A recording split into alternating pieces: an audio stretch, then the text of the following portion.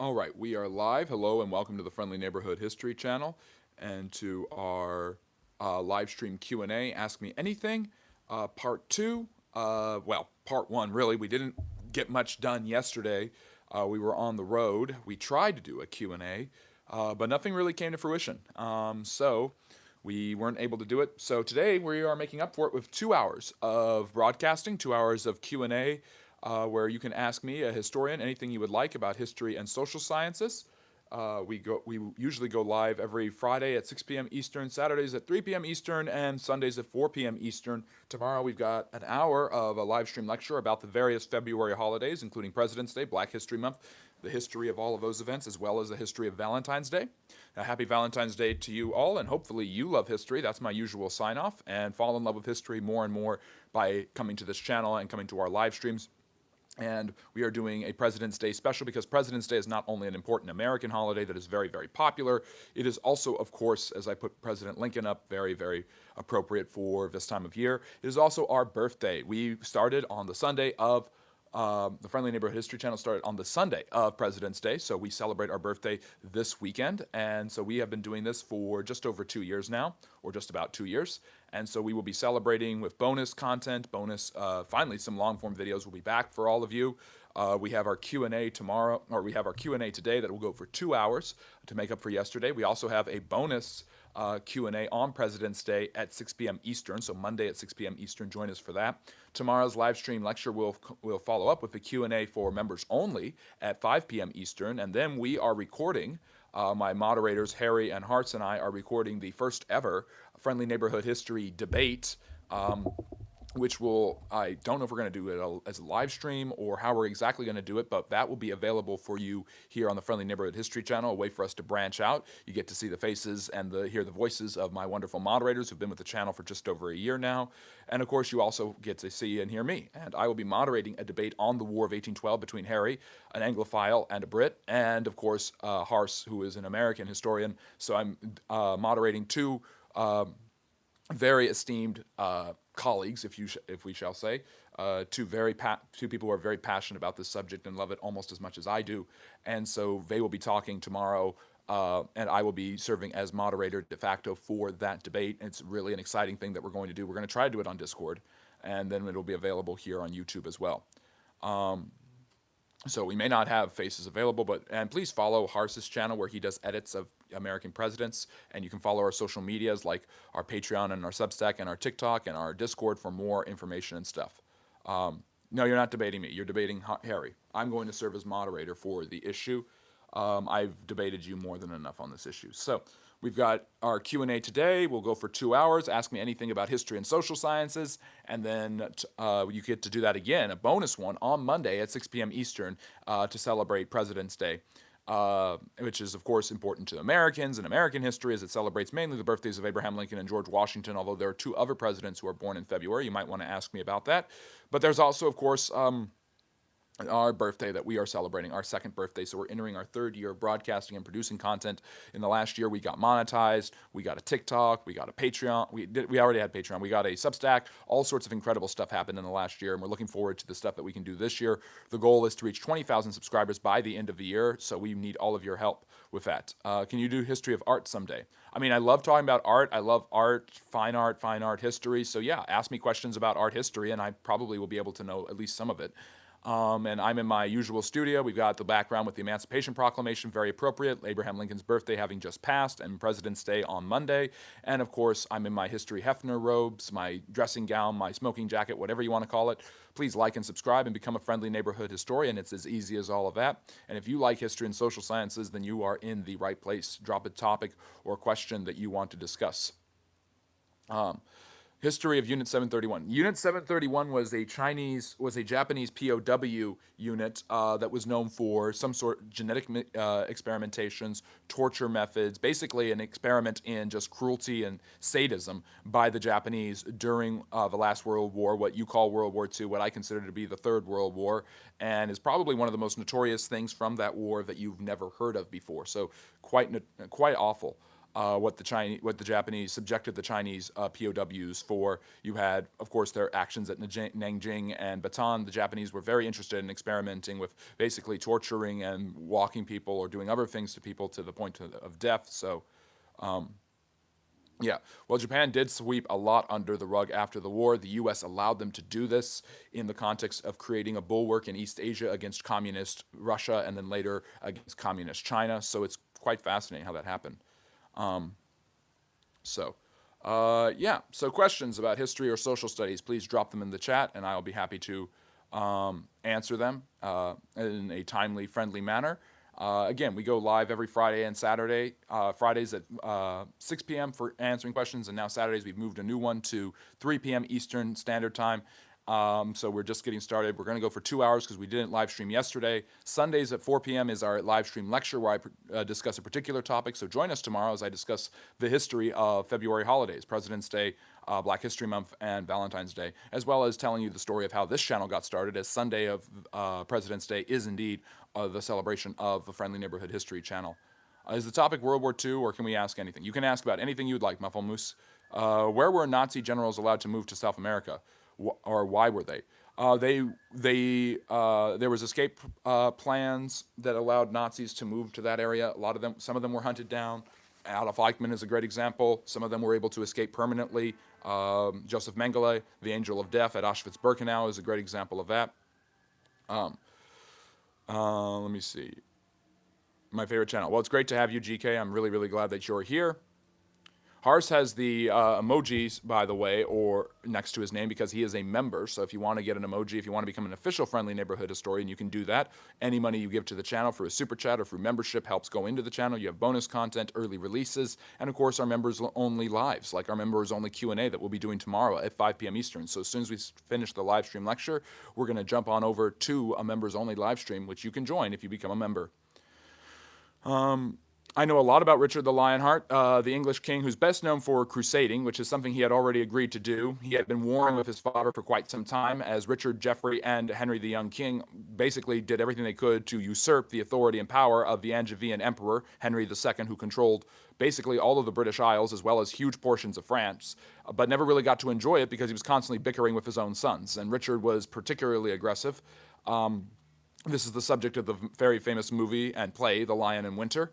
But basically, Richard and his father made an uneasy peace between them, and then Henry died, an old and broken man, and Richard was able to become the king, but he'd already agreed to go on the Third Crusade, and this was with Philip II of France. The two of them went. They never could see eye to eye. They constantly bickered. Philip pulled out of the Crusades, and Richard was forced, because he didn't have enough troops, to settle with Saladin, the great Ayyubid Muslim general, to basically ensure the protection of Christian pilgrims and Christian lands in the Middle East. This would not hold, and eventually all those lands would be taken, but Richard was known for his bravery, his courage, and his ability to lead men to successful military campaigns, and the Muslims actually are the ones that gave him the title the Lionheart.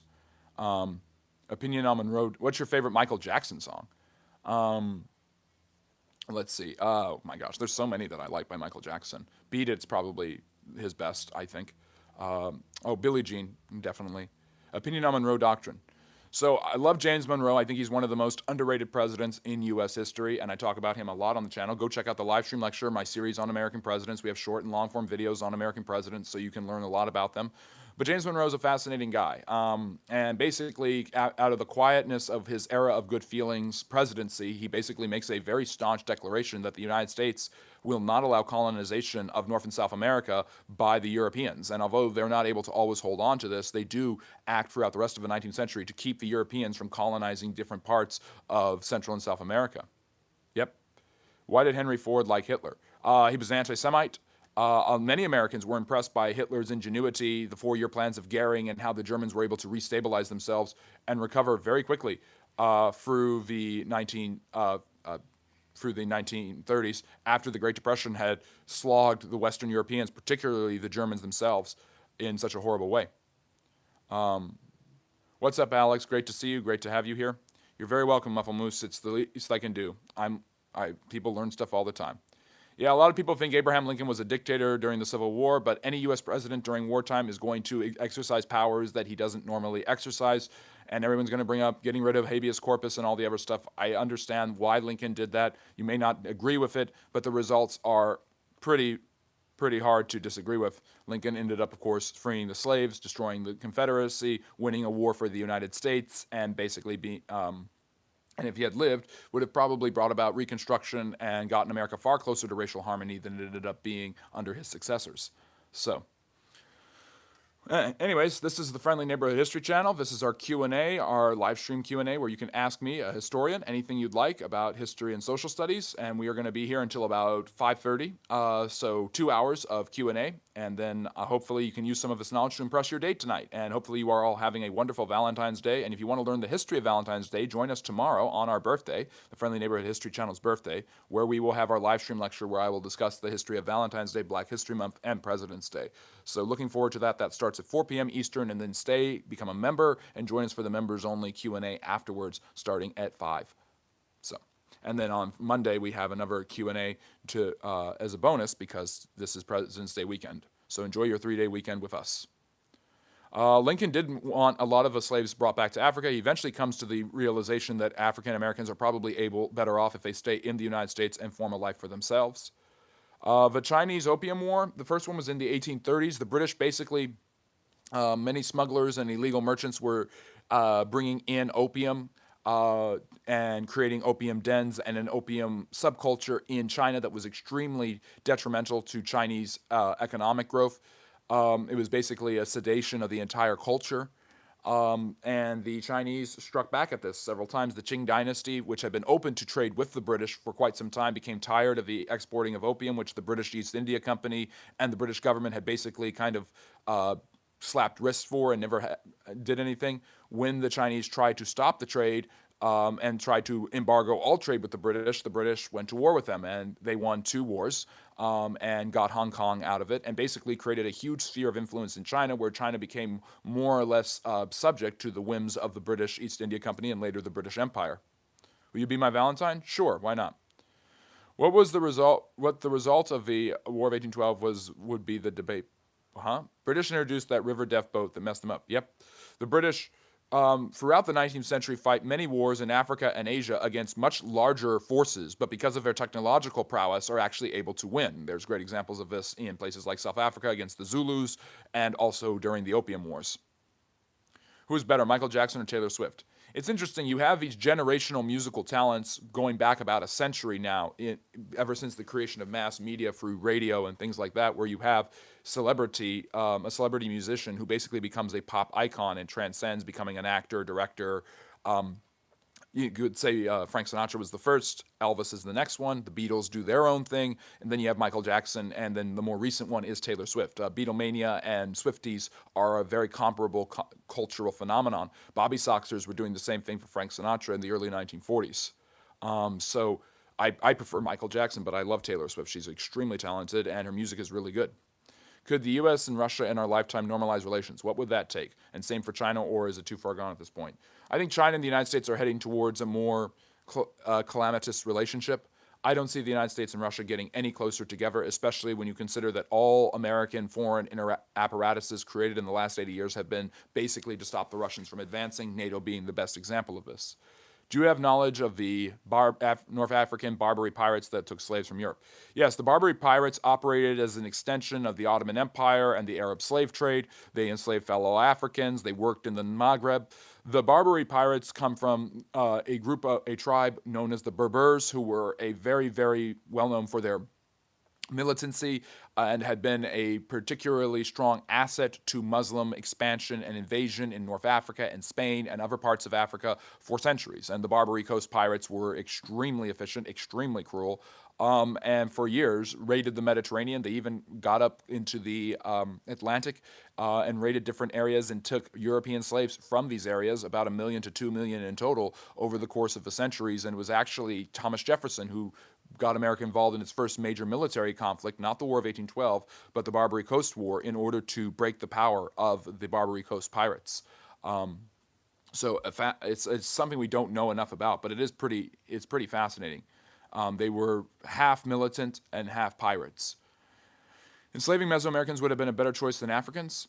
Well, I don't know if enslaving anyone is necessarily a good moral choice. If you're talking about a practical choice, the problem with enslaving Mesoamericans for the Spanish and Portuguese was that they died off a lot sooner than the Africans, and they had less protection from the diseases that the Europeans carried than the Africans did.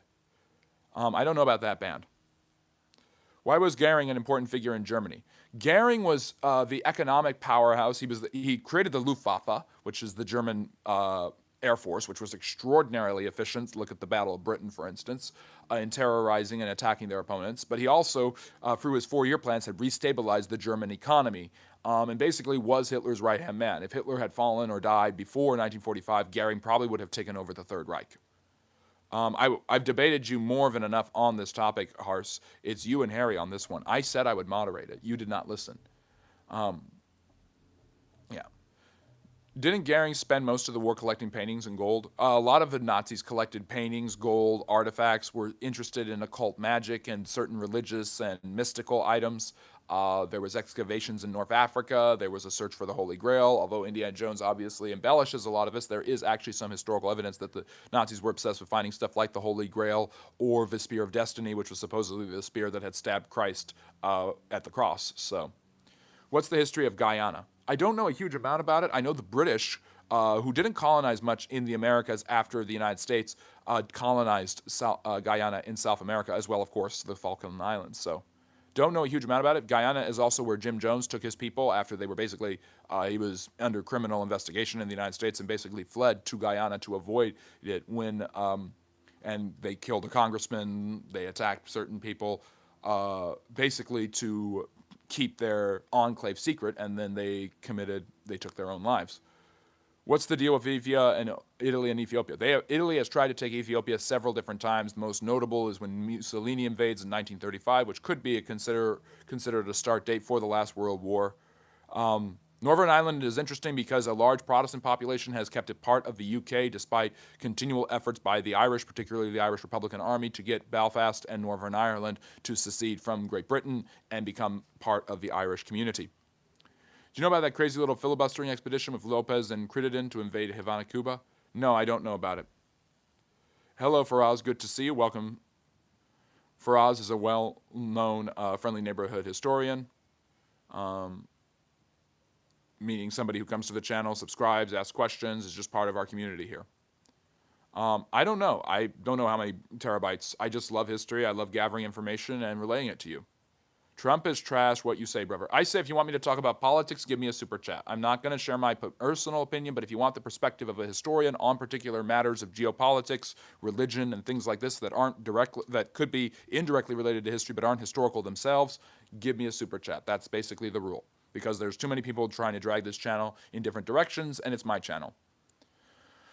What American says Cuba like a Mexican? I don't know what you mean. So would you ever be open to debate me? Yeah, sure I would. It's a power metal band that writes songs about historical war events. Oh, cool. Sabaton. I'll have to take a look at that. Thank you, Andre. How many presidents come from Northern Ireland? How many American presidents? How many American presidents are Irish? A decent amount of them were Irish. Trying to think. Most American presidents are Angloid in the sense that they are English, Scottish, they are British or Irish. I don't say Paris with a soft S, it's cringe. You mean Paris? And it's not a soft S, you just ignore it. What was your comment, Thomas? I didn't see it. For who was Epstein working? I have no idea. I think it's convoluted. It's so convoluted and complex. It could be multiple different sources. Let me see. Well, it's a common view in the West to view the Greeks as the heroes in the Greek-Persian War because it's seen as a Western versus non-Western war that helped the West triumph and spread its ideology, because Alexander destroying the Persian Empire allowed Hellenism to spread all over the Western and Middle Eastern and Near Eastern world, which changed all of history. What do you want to know about Ulysses Grant, Andrew Jackson, two generals who became presidents? I did an entire live stream lecture series on Andrew Jackson. The last two live stream lectures were all about him. So if you want to learn more, go check those out. And I've done my short form series on the U.S. presidents, and there's one about Andrew Jackson that you guys can check out. Any thoughts on the structures under the pyramids? No. I think the pyramids were built by Khufu using large amounts of slave and menial labor. Why is Utah so strange? Utah is different than a lot of American states. It's named after the Ute Indian tribe, but obviously it is known for its predilection of Mormonism. The Latter-day Saints were heavily persecuted when they first came around. In fact, they believe that their founder, Joseph Smith, died a martyr, which isn't historically true. But under the leadership of their second prophet or leader, Brigham Young, they decided to head westward, basically founding a society where they could practice polygamy and practice many of their different ideas without being harassed by the local communities or the government. They eventually founded the territory that became the state of Utah. The Utah Trail was one of the most widely traveled pioneer trails of the mid-19th century, but it was heavily populated, heavily traveled by the Mormon communities, the Church of Jesus Christ of the Latter-day Saints, which was an outgrowth of the Second Great Awakening of the 1830s and 40s, which basically developed new religious identities and the development of new religious communities, such as the Seventh-day Adventists, the Shakers come from that, and of course also the Mormons. There is a replica home of Andrew Jackson in Northern Ireland. Yeah, that's right. Andrew Jackson and Ulysses Grant are Irish presidents. That's true. Jackson was Irish. That's interesting. When do you want to debate? I don't know. You're debating Harry tomorrow, so let's get jobs back into America, people, and not for all these immigrants. Okay. Well, you're entitled to your opinion. That has nothing to do with history, so. So you say there is no white genocide. Well, explain this. The trailer for Spider Noir just came out, and the show is white genocide propaganda. They swap the gender of Black Cat, and I've never even heard of this. And Nazis are bad guys in it. Why Nazis? Why not communists? The Nazis and the communists are bad guys. That's the real trick to World War III. Human brain has been estimated to hold around 2,500 terabytes. Yours is far above. Well, thank you, Muffle Moose. I don't know if it's that many. I think it's significantly less. The Mormons also killed other settlers because they were the Gentiles, so my sympathy is limited. The Mormons were very willing to commit acts of violence. Utah was about to be denied statehood at the end of the 19th century. Then the Mormons their God decided to stop practicing polygamy. The U.S. government was not going to allow them to come into the Union without getting rid of polygamy. What do you think about Nebraska? Nebraska is interesting. Starts as kind of a joint territory with Kansas after it's bought in the Louisiana Purchase. And, of course, you have the Plains Indians who settled in that area. Nebraska has lots of farmland, is a cattle roaming area, very similar to Kansas in that regard. Of course, Nebraska is settled by both pro- and anti-slavery forces in the 1850s as part of the effort for what becomes known as the Bleeding Kansas. The Kansas-Nebraska Act basically allowed these territories to be divided and for people to fight over whether they would decide whether they wanted it to be slave or free. So this created a maelstrom of fighting and contention between pro- and anti-slavery forces who wanted to basically make the state in their image. Nebraska didn't become a state till after the Civil War, however. If that is not any evidence for systematic genocide of white people, I don't know what is. A movie? That's bad evidence. Andrew Jackson replica home in Northern Ireland uses his grant. Interesting. And yes, American forces did stay in Belfast. Southern Ireland was actually neutral in the last World War, although many, many Allied forces stayed there. They were European immigrants that assimilate. The current crop does not. Okay. European immigrants have assimilated over the centuries, but they've also changed and impacted the culture. Pizza is huge in America because of Italians. If you ever fall on hard times, what? I don't even know what you're saying. Wasn't America built off of immigrants? Didn't immigrants build the railroad from East Coast to the West Coast? Immigrants built the country in many different ways. Immigrants, people who were born in the country, settlers, natives. I don't want to say that one group particularly is responsible for the building of America, because I think that's way too politicized and way too controversial. But yes, in many ways, immigrants imported from and advertised from Ireland, China, Japan, different parts of Europe were extremely instrumental in building the railroads, in building different industries that helped America become powerful and rich. St. Valentine, which I will talk about tomorrow during the live stream lecture when I cover all of the different holidays, including the birthday of this channel, which takes place during President's Day. But join us for that live stream lecture at 4 p.m. Eastern. Gaihan is asking, who was St. Valentine? Well, St. Valentine was a Christian saint who was marrying couples when it was illegal to do so in the 3rd century and was targeted and eventually martyred by the Roman Empire. I will give more context tomorrow. Well, why in all the movies that shows the Nazis and the bad guys? Why didn't heroes beat the Nazis? Because they want patriotic white nationalism is evil to dehumanize white people to pave the way. Well, now you're just basically advocating for the Nazis. The Nazis were evil. They killed millions of people. They terrorized their own civilization. They destroyed the lives of 20 to 30 million people when you count the wars as well as their genocide, the Holocaust. The Nazis were white racists. They were white supremacists. They had no tolerance for people of any background that was not their own, or very little for tolerance. They had some races were considered to be okay, but they were clearly inferior to the Aryan race. Yeah, I don't know why you're advocating for Nazism. That's just nonsense. It was $7.2 million. I think it's $24 million today. Who was the Jews that killed the Russian royal family? Tell us a little bit about that. Oh, for goodness sakes. The Bolsheviks were, some of them were Jews, some of them were not. A lot of them were. And basically decided that the royal family was a beacon of hope to the whites in the middle of the Civil War. You had the Reds, who represented the Bolsheviks, so the Red Army, created by Leon Trotsky, one of the most famous communist leaders in all of history, versus the whites, who were monarchists, who were liberals, who wanted basically to overthrow the Bolshevik regime after the Russian Revolution. And in order to basically destroy any momentum or morale for the whites, they killed off the Russian royal family. They killed off Nicholas II, his wife Alexandra, their 4 daughters, and their 1 son, Alexei, who suffered from hemophilia. And that's the story of Rasputin, by the way. I'm a Russian historian in particular, so I'm very passionate about all of this stuff. But yes, they basically believed that they were too dangerous to be left alive. Well, I gave you some stuff about Nebraska, Francisco, so hopefully you enjoy that. Yeah, and also why they swapped the gender of... I don't really want to talk about this anymore for us. I'm getting tired about it. Yeah, if they swap they swap races and genders of characters all the time. And yes, it is true that it kind of seems to go one way, but that's not really about history. So if you want to talk about that and get my perspective on it from a historical background, then, I mean, you've got, clearly from a historical perspective, you have to consider blackface and how whites have appropriated African-American culture and language and practices in the past. I mean, the idea of Jim Crow, Al Jolson, the first sound movie ever being the jazz singer in blackface, I mean, that's pretty contentious and pretty controversial. So the appropriation is not one-sided. But again, give us super chat. I'm not going to just talk about racial issues and political issues all the time. This is a history channel, and if you're not here for history, then please leave. Or at least like and subscribe and listen.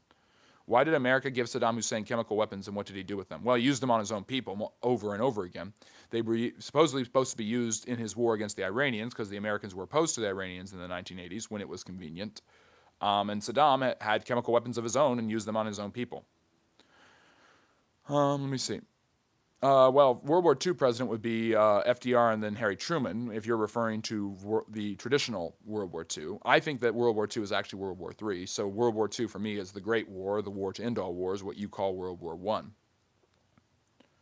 And no one today is being affected directly from America's horrible past of slavery. Well, I mean, they could be.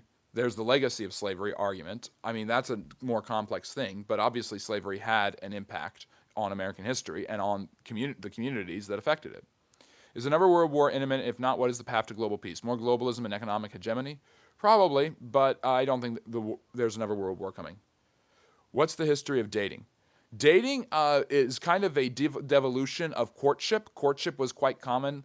Arranged marriages were the norm in most of human history and still the norm in some societies to this day. Ultra-Orthodox Jews, Muslims, the Indians until recently practiced arranged marriages, but arranged marriages were common in medieval Europe and different areas. It was basically a way of marriages were for the sake of convenience, economic and social ease, not necessarily out of love. That's why writers like Austen and Dostoevsky and Tolstoy, when they write romance novels in the 19th century, the Bronte sisters, they are challenging tradition by basically saying that marriage can be about love and you can fall in love with someone and want to marry them, not just because of their standing and their prominence. So But marrying someone who was well-connected, educated, and from a noble background was huge in almost every single civilization. Marrying someone outside of your class was considered to be wrong, and that has trickled down into dating culture today. But there was a period where the couple would get to know each other before they would be married, and that is the period of courtship. And sometimes courtship would be very short, sometimes it would be longer, and if it wasn't agreeable, it could be broken off. But courtship is not the same as dating in the sense of, I'm going to pick you up and we're going to go see a movie on Friday night. People tended to get married younger and were tended to expect it, especially women, to have children at a young age. Women were usually courted to men who were older than them, who had been able to establish themselves somewhat, or had been able to prove themselves economically and socially. So there's a huge difference between that and dating today. But dating is kind of a reminiscent of the ideal of courtship, where you would have these encounters, usually with chaperones, by the way, you wouldn't be alone, in order to show the compatibility between you and somebody else, not just socially and economically, but behaviorally. I know that and happy Valentine's Day to all of you. We really hope that you love history as much as we do here at the Friendly Neighborhood History Channel, and we are very, very glad you are here. And I hope you will all be my Valentines and like and subscribe. It's the least that you can do for me as I relate history information to you. I know the Chinese helped build the railroad from East Coast to the West Coast because actually Americans didn't want to work that job. Well, that's kind of you're applying a modern political lens to what was used back then. Basically, the idea was we need to build the railroads. We want to find a quick labor supply. So they advertised different companies like the Central Pacific Railroad to China and other countries to actually come to the United States. So this is what's called a pull factor in immigration. In the history of immigration, as we study it, there is a push factor and there's a pull factor. A push factor is something that is sending you out of your country, like religious persecution, a famine, economic deprivation, something like that. The Irish potato famine is a great push factor. A pull factor is what another country does to bring you into it. Economic opportunities, religious toleration, things like this are huge pull factors in American history. St. Patrick brought Christianity to Ireland. We'll be talking about that, and you can watch my video on St. Patrick's Day. Harris, put the video to St. Patrick's Day in the chat, please. That'll be in March, of course. Just like how the Irish were the majority of the New York police force in the early 20th century because actually Americans didn't want to be police officers. Well, again, when do these people stop being Irish or Chinese? When do they start being Americans is what really matters. There's a difference there. And Emir, thank you so much for the super chat. Really appreciate you. All the money that you give to this channel, either through membership or through super chats, I use for producing new content, getting new tech, and all of that great stuff. I am not advocating for Nazism. I'm saying in the movies they should show communists equally evil. Everyone know Nazis are bad, but they keep saying it in the movies. Yeah, I understand what you're saying.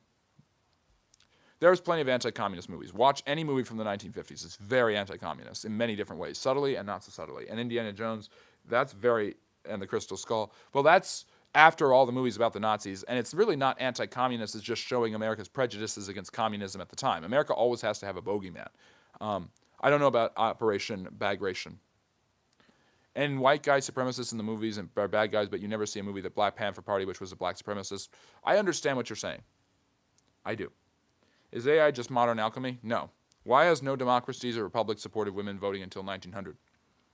Women's rights movements kind of all started around the same time, the middle of the 19th century. What you could call first wave feminism really gets started as an outpouring of the Enlightenment, where it's like, if all men are created equal, well, aren't women human too? Don't they deserve a seat at the table as well? They should have more. And if all people are political creatures, then women are political creatures too, and they are being affected by the policies of the government. And since it's a good idea to elect your representatives, which is it's better to have a meritocracy and a democracy than it is to have a monarchy, and then maybe a woman should have just as much of a say in determining policies that directly affect her as a man does. So these are outgrowths and outpourings of Enlightenment philosophy and the logical conclusion of its political implications.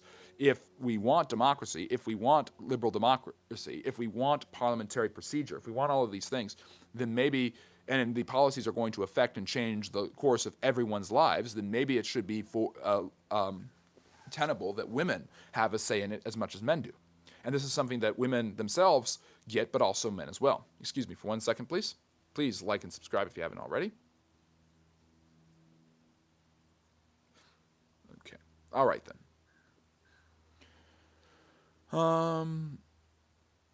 Let me see here. What was the reasoning for the burning of the Library of Alexandria? I only know that it happened, but not why. I don't remember the reasoning exactly. It was a Muslim general who destroyed it. I think the main reasoning was to take a swing at European culture, European religion, Christianity. It was part of a continual ongoing holy war, and the Library of Alexandria was a relic, of course, of the ancient world that was heavily influenced and shaped the Christian West and Europe. But of course, also the Muslims were very interested in learning from the philosophers and scientists and mathematicians of the Greco-Roman and Egyptian world. They were as much interested in many ways as the Christians themselves were. I know you don't believe that there is a white genocide, but if there was one, you would be opposed to it. Yeah, of course, I'm a white person. Of course I'm going to be opposed to a genocide that includes my people. Faraz, don't ask a question that's obvious. Dating online is a disaster. Internet taking away real life. Happy Valentine's Day, everyone. Well, hopefully you are enjoying your Valentine's Day, and thank you for choosing to spend it with us. Did the conversion to Christianity in the North lead to a lot of civil wars between Vikings who still wanted to have old gods? Sometimes, but usually there was a compulsion that your subjects would become Christians too. This is what Clovis does in France. I forget the name of the English king who does it, but basically he helps push his people with the help of Augustine of Canterbury to embrace Christianity. And there's really a spectrum, but there's three main ways. One, you willingly accept the Christ and you are open to the Christian message and you just abandon the pagan gods. Maybe you incorporate carry over a few of the paganic traditions into your new Christian household and lifestyle. This is where we get stuff for Christmas and Halloween and things like that. But you also, as the first category, you willingly embrace it. Secondly, you embrace it because if you don't embrace it, there are consequences. So it's easier and it's more convenient to embrace it. Thirdly, you don't embrace it, and you become a victim of persecution and death, which happened a lot in medieval Europe. English made the roads in Japan. Well, they helped make the roads in Japan. Japan goes through its own industrialization and manufacturing during the 19th century as they basically become allies to the United States and Great Britain, overthrow the old antiquarian and isolationist Tokugawa shogunate, and you see the rise of the Meiji Restoration, the creation of a Japanese parliament called the Diet, and basically rapid industrialization that by the end of the 19th century, Japan has industrialized much quicker than the Russians have, and are basically on par with most of the Europeans, and are frustrated during the Great War that they don't get the recognition they deserve despite fighting against the Germans and the Austro-Hungarians. Just as much as the British and the French did, but in their own area of the world. Haven't used social since I was like 15. Never used a dating website. Stress free. Yeah, that's a good way to get rid of stress. I want generational trauma. I want reparation because of what the English did to my Scottish-Irish ancestors. There is no debate. Generational trauma is not real. They just have to get the money. Well, yeah, if we go down this road of giving everybody reparations for everything that has happened, then everybody gets reparations. And then it basically becomes negligible, and you basically have a long list of money. I mean, the idea of extracting lots of money from India and Ireland and from African slave labor is absolutely true. The Europeans certainly did this, but then the Europeans themselves would owe each other different bills. So the money that is given, and then the Africans did this to each other. The Indians did it to each other in the subcontinent for centuries. It's just that the Europeans had the technology and the timing to actually do this in multiple different areas of the world. So there is disproportionate oppression and mistreatment of people of color, of non-white, non-Western people by the Europeans. But it's only because of the technological abilities of the Europeans to colonize and then later imperialize large areas of the Western Hemisphere and then Africa and Asia. Yes, Epstein was indeed a Jewish supremacist. You're right about that, Auslander. It's pretty awful. So, let me see. How about the Marshall Plan? So the Marshall Plan was basically the United States trying to convince Western Europe not to go down the route of communism by rebuilding most of Western Europe. They even offered help to Eastern Europe and the Soviets, but it was turned down. It was based on George Marshall, who was the Joint Chief of Staff and then became Secretary of State under Harry Truman, the new president. And basically, it was the first step in the Cold War of preventing communism from spreading. And you could make the argument that it's the first attempt of America. It's maybe one of the more successful attempts of America to prevent communism from spreading because it rebuilt Western Europe and basically created a mutual defense pact between them, a mutual series of exchanges, and a mutual dependency. The United States needed Western Europe to remain capitalist and democratic, while Western Europe needed the rebuilding and the infrastructure that the United States was willing to provide. I mean, it's definitely not pure intentioned, but it makes sense in the geopolitical scheme of the time, and of course it helps people. So everybody kind of benefits. It's a win-win, except if you're the Soviet Union.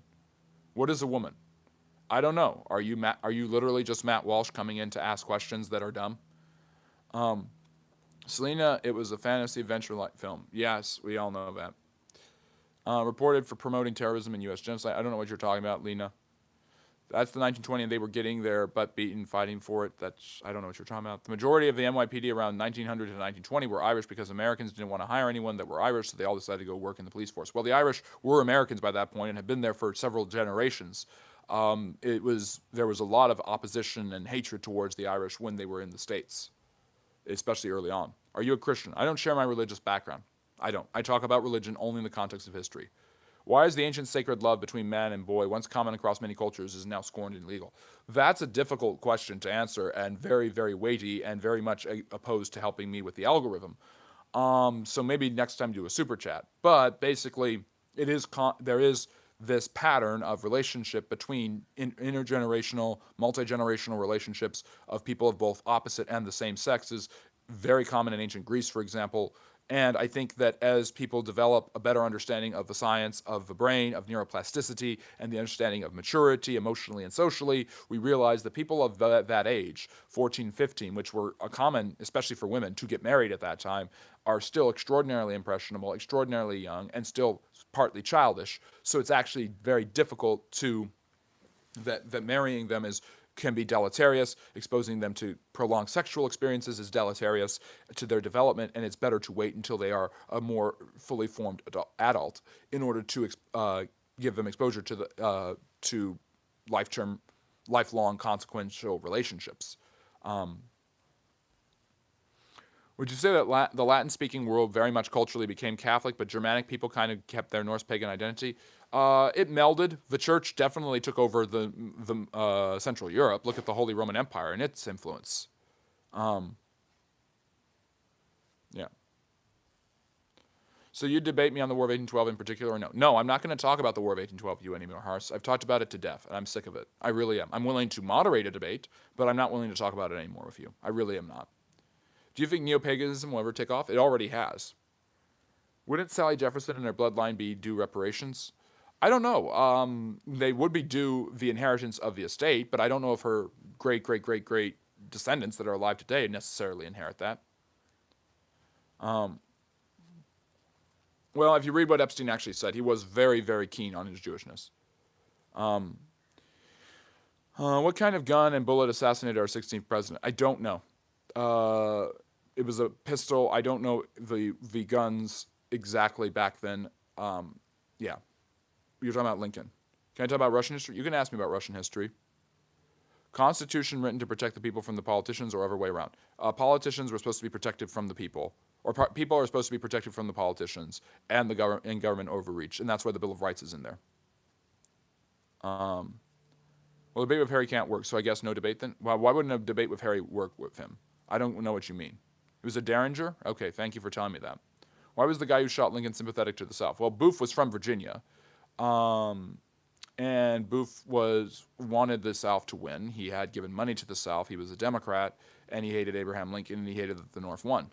So it was, if you're sympathetic to the Confederacy, you want the South to prosper. You believe that it's unfair. That's why they called it Mr. Lincoln's War. They believed the North had invaded the South, that the South had every right to leave the Union. You had states' rights, you had economic arguments, and of course you had pro-slavery arguments. Henry, don't engage me in that topic. I'm trying to stay civil for the channel's sake. Yeah. Yeah, thank you, BPD, for staying civil. Can you give us the history of the cigarette? Cigarettes, tobacco is a huge cash crop that becomes very popular after the colonization of the Americas by the Spanish and the Portuguese and the French, the British, and the Dutch. But it really gets cigarettes, chewing tobacco, sniffing tobacco for your nose was very common. Cigars become common in the 19th century, and then it becomes cheaper to make cigarettes. Cigarettes are quicker, they're smaller, and they're quicker and they're cheaper to make. And so the cigarette industry really booms in the early 20th century, and then takes off later in the 20s and the 30s, and then becomes probably a huge staple of American culture during and after the last World War. And then really by the 1960s and 70s, evidence starts to turn the tide against cigarette smoking. That people can die from it. It's very dangerous. It's more dangerous than cigar smoking. It's more addictive. It's hard to quit, all of that. What side did the Native American Indians support in the North or the South? Most of them supported the South. Most of them owned slaves. And when I say most, I mean many of the tribes, not many of the Indians themselves. I always have a good question to stump you. Well, what was your question to stump me? Hello, Joshua. Good to see you. Any tips on how to be better at white guy maxing? I don't know what that means. Are you trying to pick up more white guys? Because you're not picking me up. Let me see here. Do you like British people? I like any people, especially people who like and subscribe. People who come to the channel and ask good questions about history and want to learn, who check out all the short and long form content, all of it. No, Alex. Horace and I have talked about the War of 1812 ad nauseum to death over the last year. I'm not talking about it anymore with him. I have made my opinion very clear. I've done an entire live stream lecture. I talked about it in my live stream lecture and video on James Madison. He won't let it go. I'm sick of discussing it. I don't want to discuss it anymore. I really, really don't. If anyone else wants to ask me about it, basically, I get attacked a lot for this opinion from people who just think America has never lost a war because they don't know history. But I basically say the United States lost the War of 1812, and that makes them lose their minds because apparently the Battle of New Orleans makes up for the United States Capitol being burned down by the British. And I know that's a straw man, but I don't really care. I have actually engaged the argument many times. I've listened to it many times. I have no use to listen to it anymore. I don't agree with it. My mind hasn't changed. The arguments that are presented to me, I don't find compelling. And then people say, well, you're being disingenuous. You are not listening. You do not care. And I'm like, I am listening. I do care. I just don't agree.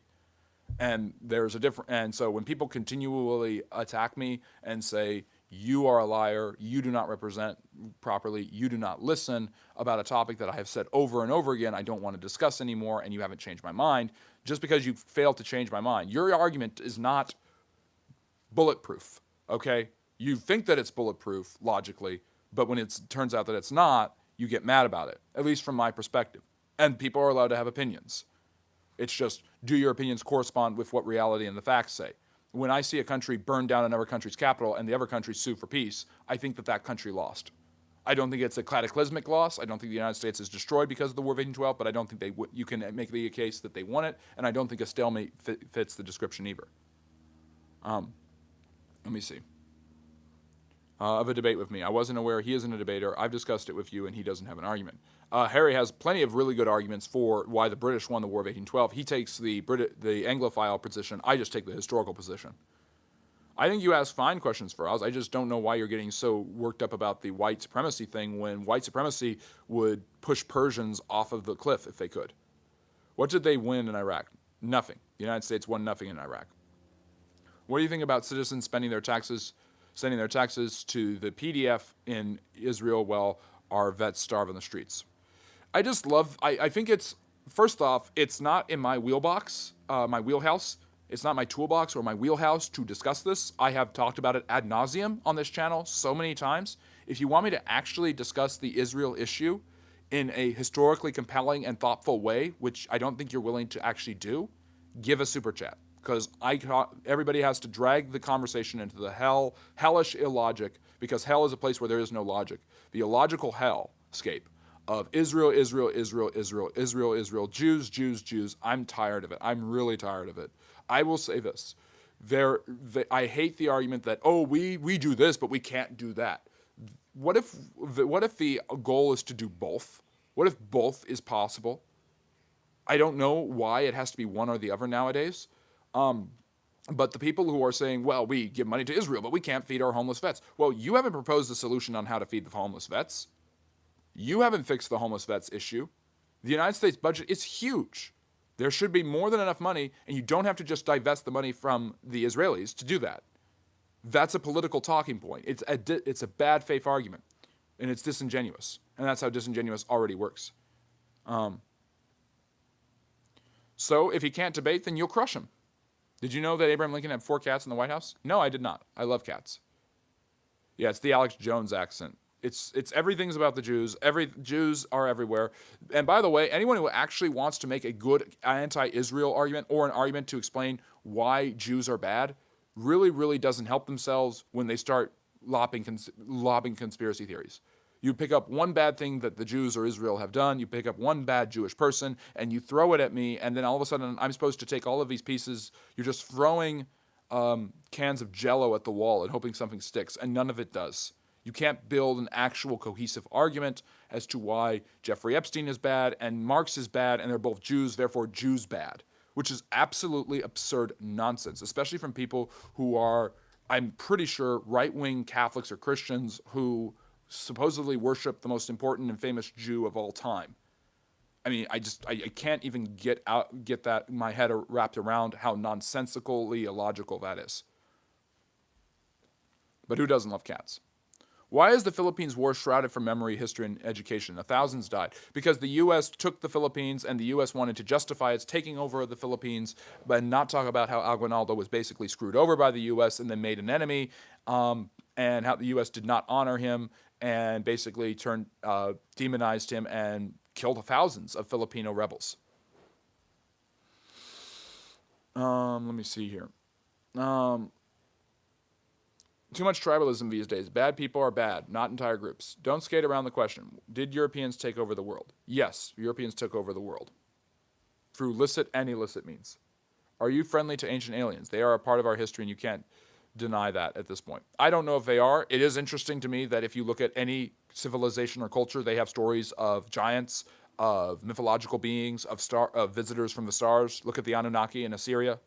There are pyramids everywhere in the world. There are ziggurats-like structures, giant temples that are supposed to ascend to the gods in Mesopotamia. There are more pyramids in South America than there are in Egypt. So it would make sense to me that, yes, there is some sort of cohesive idea of some sort of connection to the stars, some sort of connection to the ancient gods, some sort of connection to visitors from outer space. I don't know what that means, but it seems interesting that it permeates ancient cultures all around the world. Did you know that cats walk like camels and giraffes? Yes, that is true. The denial is strong. Yes, you know it's not strong? The denial might be strong, but you know it's not strong, L.A. Joe? Your arguments. Jews just want peace and live in peace. They keep attacking Israel since its foundation in 1948. I don't know if the Jews always just want peace. I just don't like saying the Jews. Like Dave Chappelle says, never start or end a statement with the Jews. There are good people and bad people in every single group. Why is that so hard for these people to wrap their minds around? Why are they obsessed with it? And then, of course, I'm accused of being obsessed with it. But to each their own. You want me to talk about Israel? You want me to talk about the Jews? Give me a super chat. And I am not Jewish. The Epstein Files proves there is a radical sect of Zionism. Yes, there's a radical sect of almost everything. But it's okay. Everyone is bad. No, I said there are bad people everywhere. Why do people want to be right about everything? Because nobody wants to learn. And I'm not right about everything. I've been corrected on many different things. Screw me? No, not right now. But I like how you're in a romantic mood because it's Valentine's Day.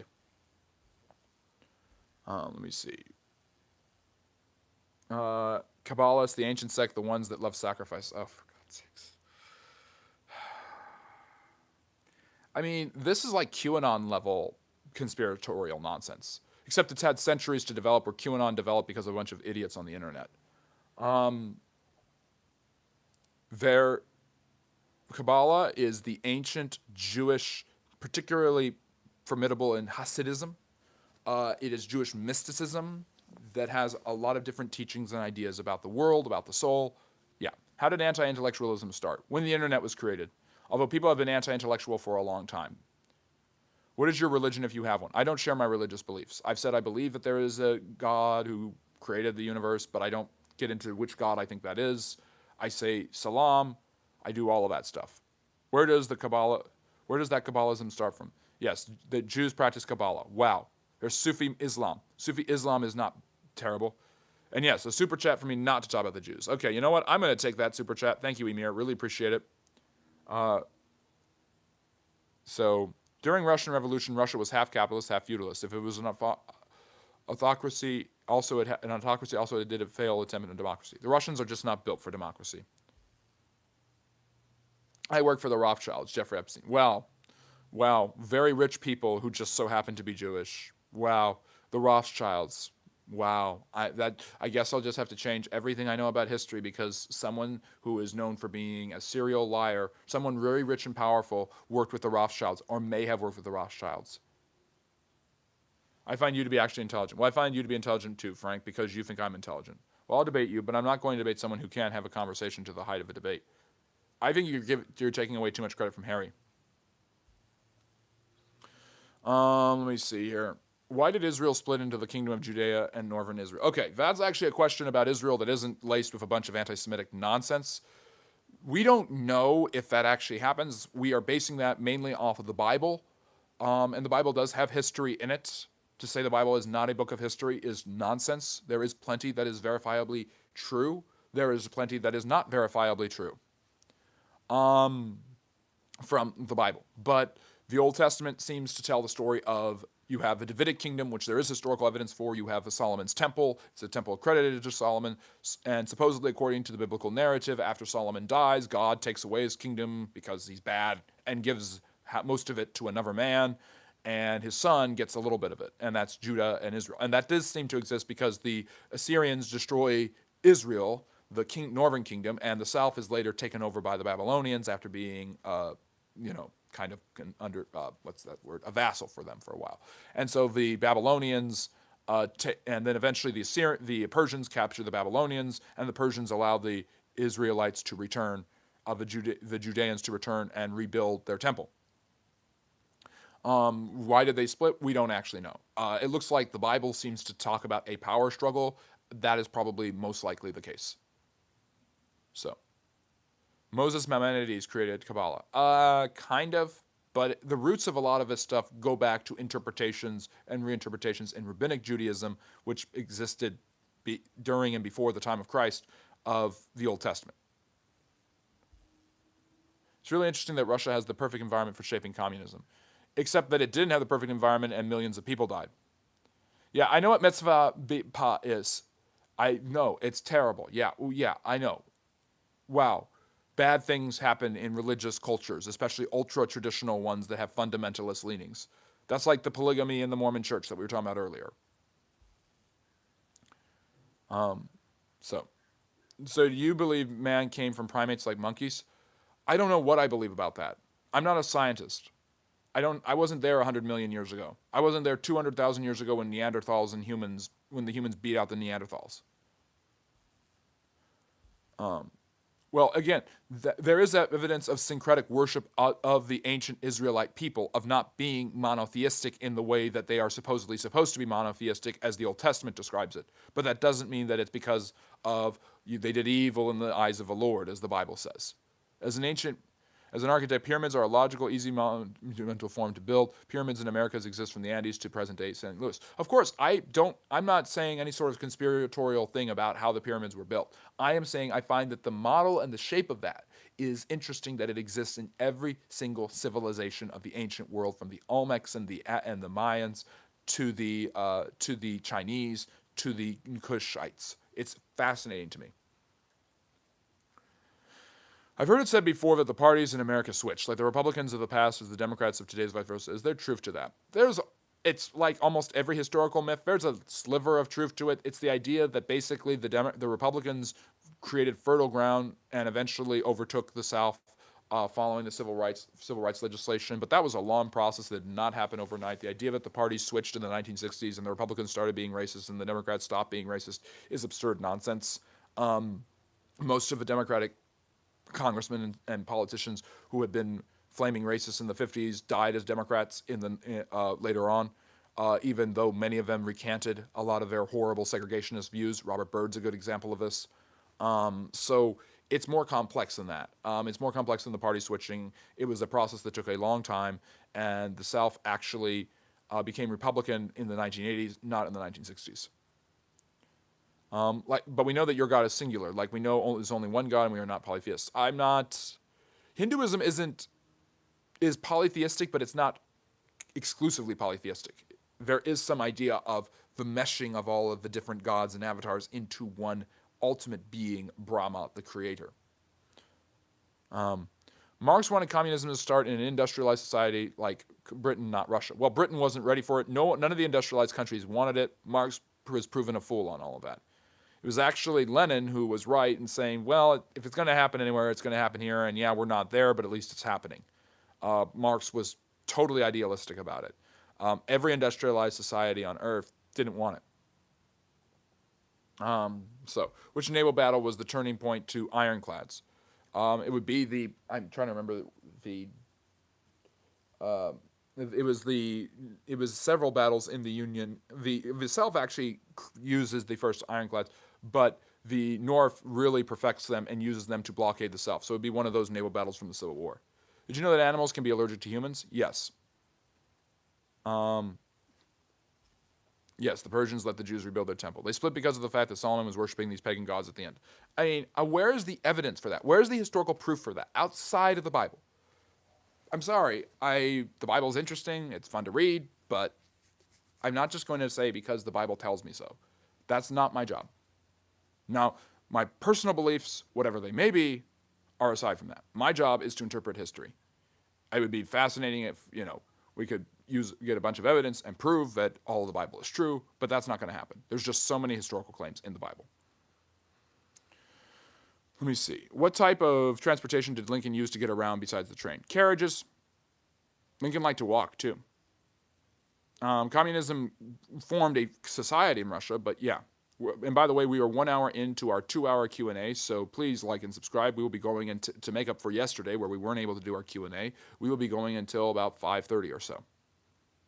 Should Germany be blamed for modern Russia? No. Democrats haven't been this mad since Lincoln freed their slaves. Well, that's a funny one. Let me see. If Lincoln was resurrected today, what party would he be part of? I don't know. It's interesting. What party would Washington be part of? It's a fascinating what if. The marriage of the Pharisees in Israel brought upon the worship of Baal. Okay, there were no Pharisees at that time. The Pharisees are invented in Second Temple Judaism. So they're a branch of Jews that believe in rigorous following of the law, which is monotheistic, so they would not be worshiping Baal. That's nonsense. What star system do the pyramids align up with? I don't know. Why would Solomon entertain worship of these pagan gods? Syncretism in ancient Israel and Canaan were quite common.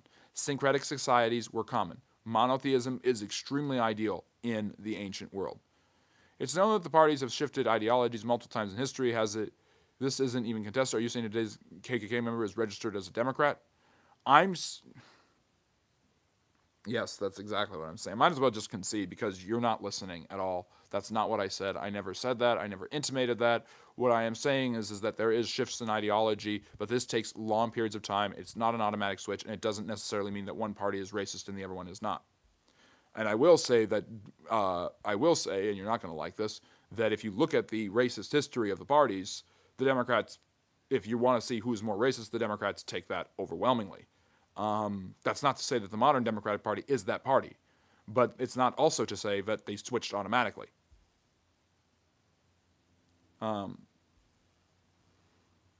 What's your favorite medieval weapon? Crossbows. No, nowadays, Republicans became Democrats and Democrats became Republicans past 65 years. I mean, it's possible. I'm not saying it didn't happen. I'm just saying it didn't happen overnight. It is not just this flip of the parties in the 1960s. Let me see. Your job is to talk to 25 people online while dressing like the Playboy Mansion. This isn't my job. This is what I love to do. So yeah, cry about it. There's credible evidence with Sheshik's invasion of Israel. Okay, so what does that invasion show? Hello, Barrett. Lincoln wouldn't be killing babies, saying gender is imaginary, so probably still Republican. That's out of my wheelhouse. Why do we have to make everything political? Maybe that was a Southern spy who was impersonating Lincoln. Maybe Lincoln was switching sides. Maybe he was a Southern spy from the start. Jeez, Lou. Where do these people get these ideas?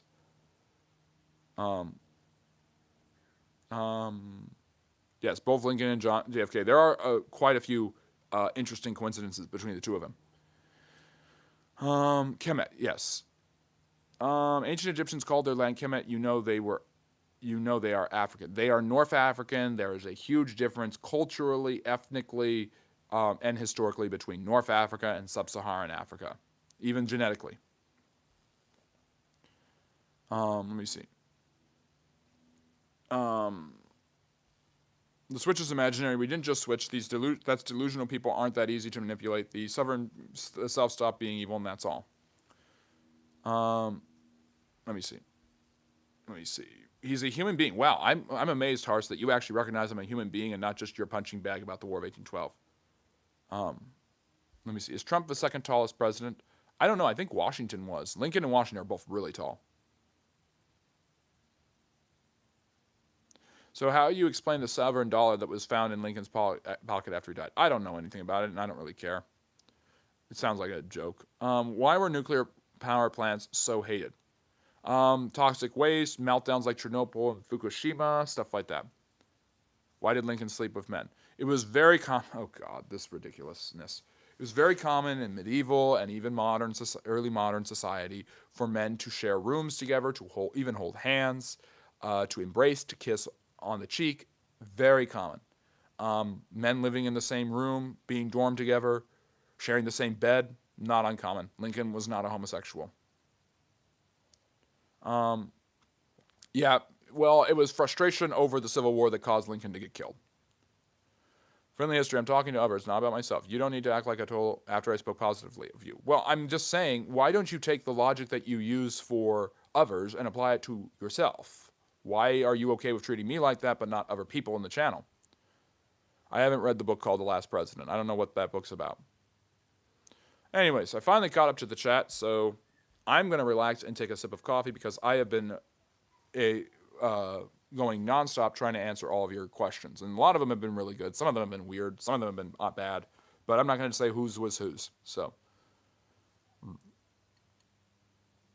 yeah, the little girl thought he would look better with a beard. And you know what? The little girl was right. Lincoln looked very, very sallow, very, very unhealthy without his beard. His beard is consequential.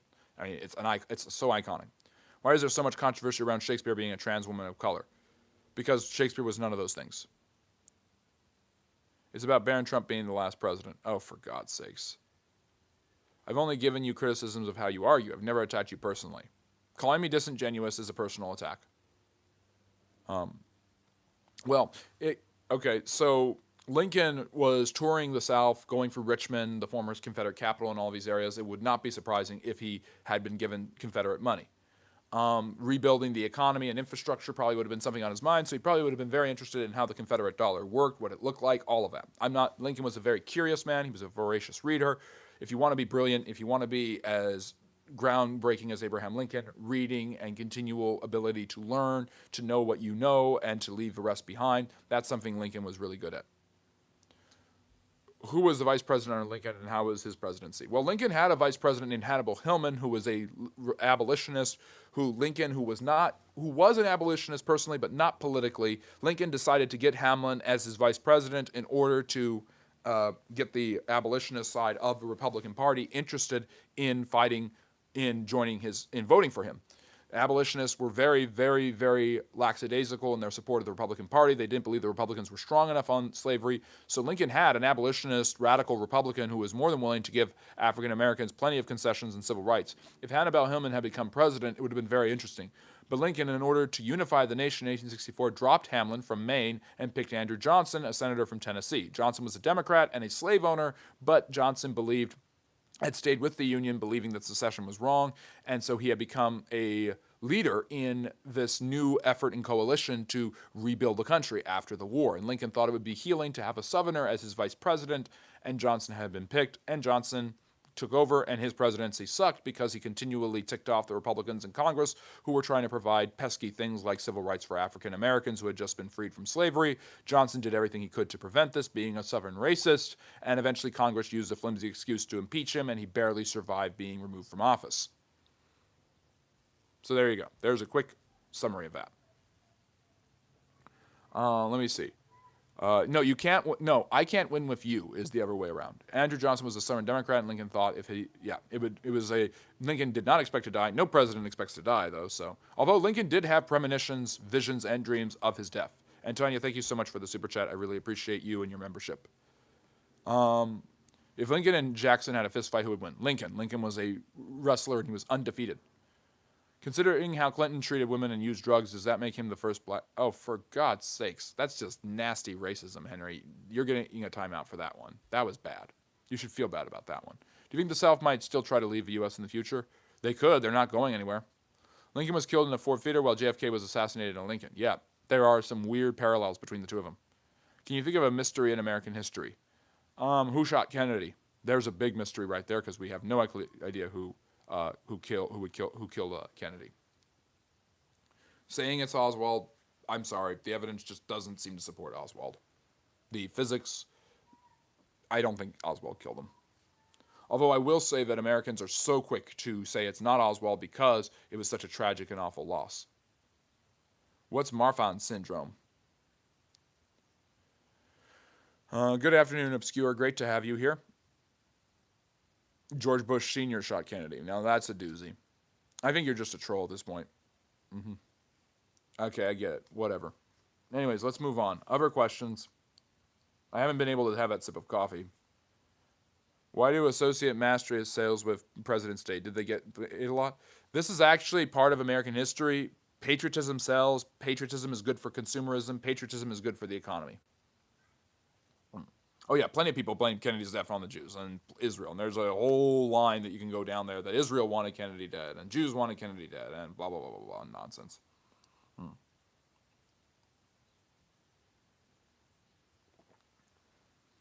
Yeah, sure. George W. Or is it George H.W.?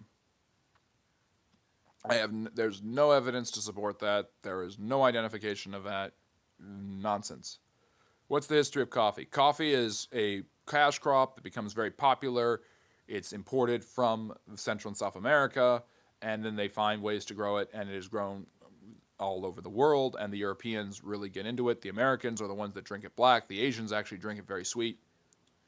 Hars, put the video about Abraham Lincoln, because we talked about him a lot. He's in the background for a reason. It's President's Day. Put my long-form video on Lincoln, put my long-form video on George Washington, and my tier ranking list on the U.S. presidents, please. Thank you, Hars. I don't know what Lincoln's best wrestling move was. Bush Sr. was actually hours from Dallas on the day Kennedy was killed, and I think they called it false tipping about an assassination. Yes. Let me see. Coffee is a Hebrew word. Okay. Well, actually, in most languages, coffee and chocolate are the same. Chocolate is the Chinese word for chocolate. Well, there's Ethiopian, Kenyan. There are different types of coffee in different parts of the world. I am saying they asked the history of coffee, not where coffee is from. So yeah, we've got a video on Abraham Lincoln. You can watch that. You can watch my video on George Washington, and you can watch my tier ranking video on U.S. presidents if you want to learn about all of them. Why did it take so long for Lincoln to become successful? Why did he fail so much early in his life? It's a fascinating thing that Lincoln was a late bloomer, a man who only served one term in the House of Representatives. Lincoln went through, despite his extremely intelligent mind and his good ethics, Lincoln went through periods of depression and longing. He took him a while to get married, took him a while to have a family. Him and Mary struggled to raise a family. One of his sons died in infancy. Another one died while he was in the White House. It was just one tragedy after another in Lincoln's life. Lincoln's life is a life of tragedy. And I think that limited him greatly. His mother died at a young age. There's that too. Okay, did Samuel Mudd ever get his name cleared? By the way, Samuel Mudd did not. He was hanged for housing John Wilkes Booth and being part of the conspiracy theory. I don't think he was innocent. And Mudd, your name is Mudd. That expression comes from Samuel Mudd. It's not mud as in dirt. It's M-U-D-D. Yeah. Lincoln worked at a general store. Chocolate is an Aztec word. I don't know what it is. Faraz, that's interesting, and thank you for that tidbit. Yep. Cannot ever happen to have made contact with UFOs. Cannot ever happen to have made contact with Earth ever because the distances are impossible. They're impossible for us.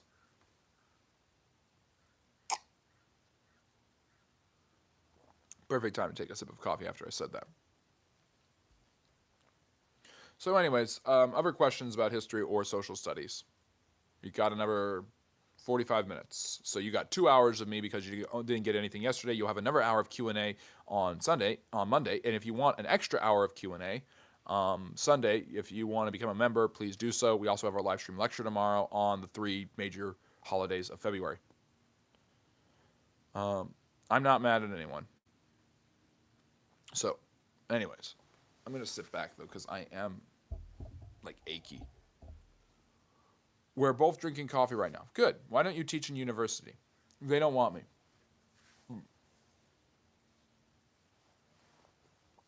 Who says I don't, by the way? Yeah, I believe they did hang Samuel Mudd, or they killed him, or at least put him in jail or prison. But I think they hung him.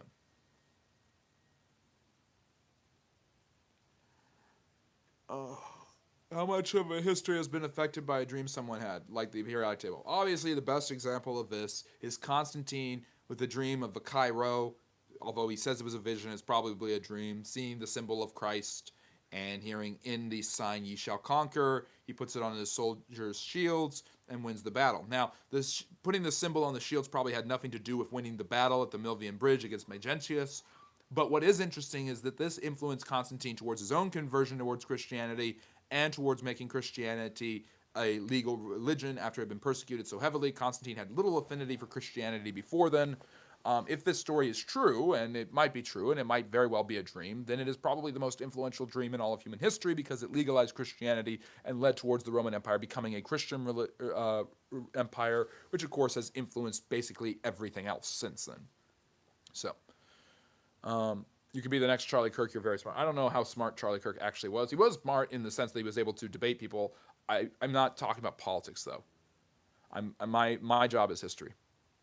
I love tea. Tea is fascinating. I have a samovar what makes tea. Let me see. You could be the next. Let me see. Thank you again for saying that. That was nice of you. Okay, interesting. Point outlook.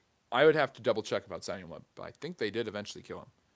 And they're impossible for other beings for laws of physics the same. Okay. What was Lincoln's genetic background? I don't know. I think he was Scotch and English. Have you seen the last Samurai movie? No, I haven't. I don't know. I don't see it being very historically accurate. It's talking about Japan going through the industrialization of the Meiji Restoration. It's kind of a take on the end of the Tokugawa shogunate and the end of Japanese feudal society. The first thing Charlie Kirk did to learn was he studied American history heavily, especially the Founding Fathers. Well, good for him. I'm glad he did. He knew a lot. I'm not saying he was ignorant. I'm saying that his intelligence was meant for debate and political discussions. Mine is meant for the relaying of information. I haven't seen the movie The Last of the Mohicans. Haile Selassie is the great-great-grandson of Solomon. He's no. Just no. I mean, I think Haile Selassie is a great guy. I love Haile Selassie, the emperor of Ethiopia who stood up to Mussolini, made it clear that his people were being butchered by the Italians, and became a hero. And in the Rastafari religion, he's their messiah, but he is not related to Solomon. Are you going to watch the Michael movie coming out in April? What is the Michael movie? What do you mean by that? Do you watch Andrew Wilson at all? I've seen some Andrew Wilson videos. Should I just sit here with a cigarette, grow a beard, and talk about how everybody is dumb? Because that's basically all Andrew Wilson does. I watch all sorts of different content. I listen to Hassan Piker. I listen to Ben Shapiro. I listen to all of these different people because I am interested in social sciences. I am interested in politics, but I look at everything from a very different lens than these people do. Oh, Michael Jackson's movie. Interesting. A biopic. Who's playing him? That's a hard role to play. I would win in a fight with Charlie Kirk. And I will try to stay friendly. Let me see here.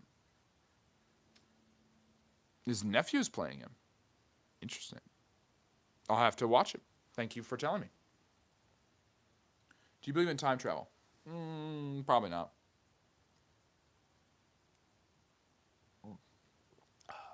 What other questions do we have about history and social studies instead of just focusing on everything else?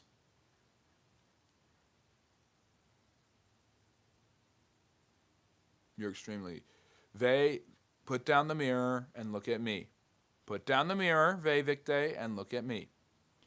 Put down the mirror and look at me. If you're on my live stream, you should be looking at me, not at the mirror. I know you look at yourself, and that's the first thing you think, but look at me. You're extremely Jewish. Well, thank you. I'll take that as a compliment. I am not Jewish, though. Yes, I have looked into the Philadelphia experiment. Really weird thing. I don't know if it's true, but it's creepy if it is. Time travel is real. Yes, we're traveling through time. Yeah, we're traveling through space, and I guess time's part of that. Was Eisenhower awesome? Eisenhower was awesome. Not personally though. You can. Let me see. I did, and all I see is a Jew. Why are you looking in the mirror? I'm watching the rain outside. I wish it was raining where I am right now.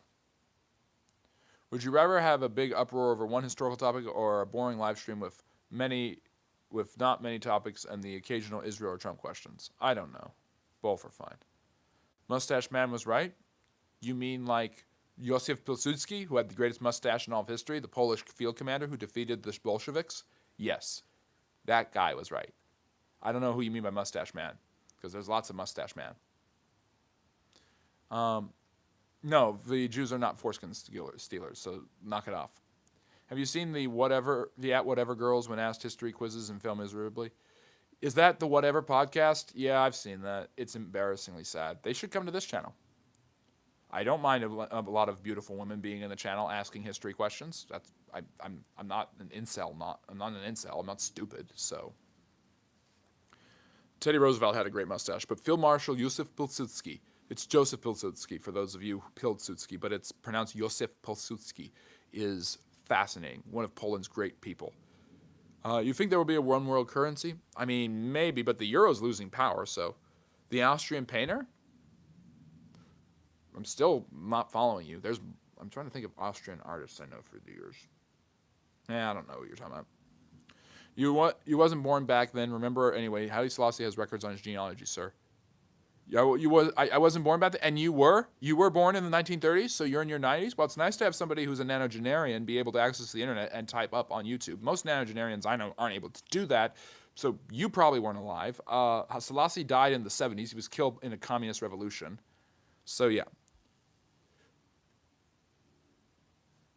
Give me 1 second. I just remembered something.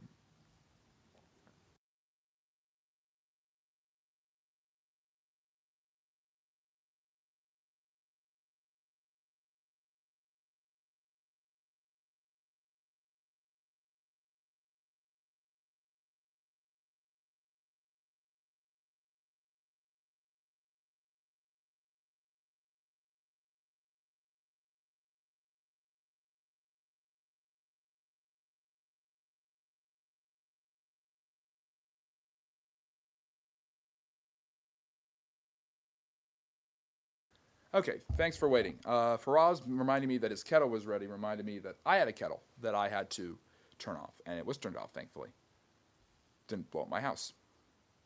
Yes, we went to the moon. Do you hate my historical channel uproar topics or Israel Trump haters? Oh, I'll take the historical uproar because at least it's historical. At least we're still talking about history. What Austrian? I don't know what Austrian you're talking about. Let me see. If the founding fathers could speak to Trump, what do you think they would advise him? I think they would tell him to back off. I think they would tell him that a U.S. this is basically super chat territory, but I think they would tell him that the job of the U.S. president is not to be is not to be a politician, and is not to just get whatever he wants done. Even if it's successful, that's not the goal. The goal of the president for the founders was to be somebody who could run the military as necessary, get things done in emergencies, and basically do what Congress wanted. Let me see. Why you have no women beside you? I don't know. Maybe maybe it's because women realize that people like you come onto the channel and that turns them off. One vote. Okay, Johnson pardoned him. Interesting. Yep, so that sounds about right. Is it always the case that the current superpower is the most evil thing in the world, or just the current situation? So the situation makes the superpower, and the superpower often does evil things.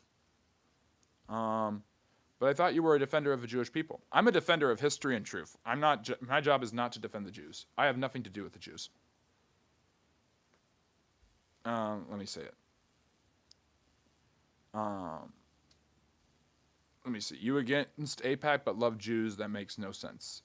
I'm not against any. I'm not. See, you're just a troll. You know nothing about history. You know nothing about social studies, and you know nothing about about me. Clearly. I hope you have a great Saturday and a great Valentine's Day. Thank you for spreading the love of history here on the Friendly Neighborhood History Channel. My sign-off is love history. So, let me see here. The Austrian painter loved Persians. Okay, so I think I know which Austrian painter that Faraz is talking about. Everybody else is just talking about someone else, I guess. He was close to Reza Shah, the father of the last Shah, and he admired our culture and said we Azerians are Germans. That sounds about right for what I know of him. Hail the Roman deity Cupid. Cupid is Eros, the child of Aphrodite. Government was far smaller back then, they could not comprehend the scale that we operate. That's true too, but they did believe in federalism, and they did have a basic concept for how things were going to work, so yeah. So what you said was wrong. You said white supremacists don't like Persians. Well, historically it is wrong. Well, I'm saying that white supremacists do not necessarily know enough to know that Persians are white. I heard a post-World War II speech by Haile Selassie to the UN on NPR. He said he died in a revolt. What? I don't know what that means.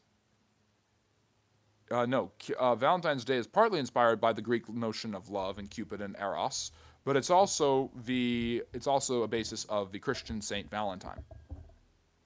The White House was built during Washington and John Adams' presidency. Persians are part of the Indo-Aryan language. Yes, that's true. What's the genocide in Sudan?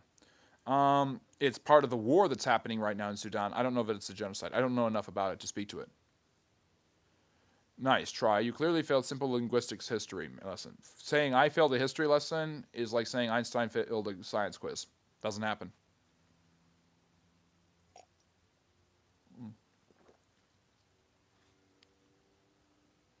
In Darfur. Oh, the Darfur. Well, I don't know enough about it, actually. It's pretty contemporary. If I'm correct, this is part of Sudan breaking away from South Sudan breaking away from Sudan. So Einstein was a plagiarist, a known thief. He copied a lot of his stuff from his wife. Yes, I'm very well aware of that, but it's like saying he failed a science quiz because you know what? He didn't fail a science quiz.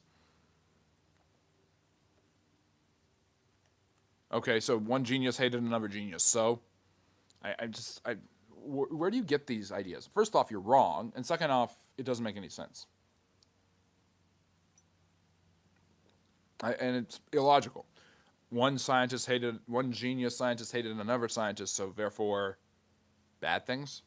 Did our presidents carry around a pistol back then? Very often. No, I've never failed a history test. Never failed a history test. Give me any history test, I'm not going to fail it. And Einstein was a genius.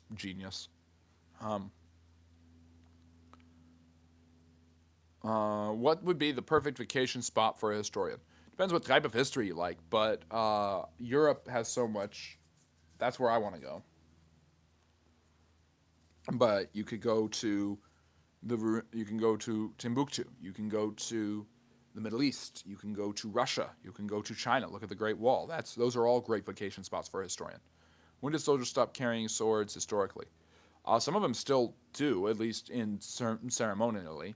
Look at the halberds carried by the Swiss Guard at the Vatican. But really, late 19th, early 20th century, saber fighting kind of dies out. It's still kind of popular in the Great War, but it's clearly being outpaced by things like machine guns, heavy artillery, howitzers, and, the tank.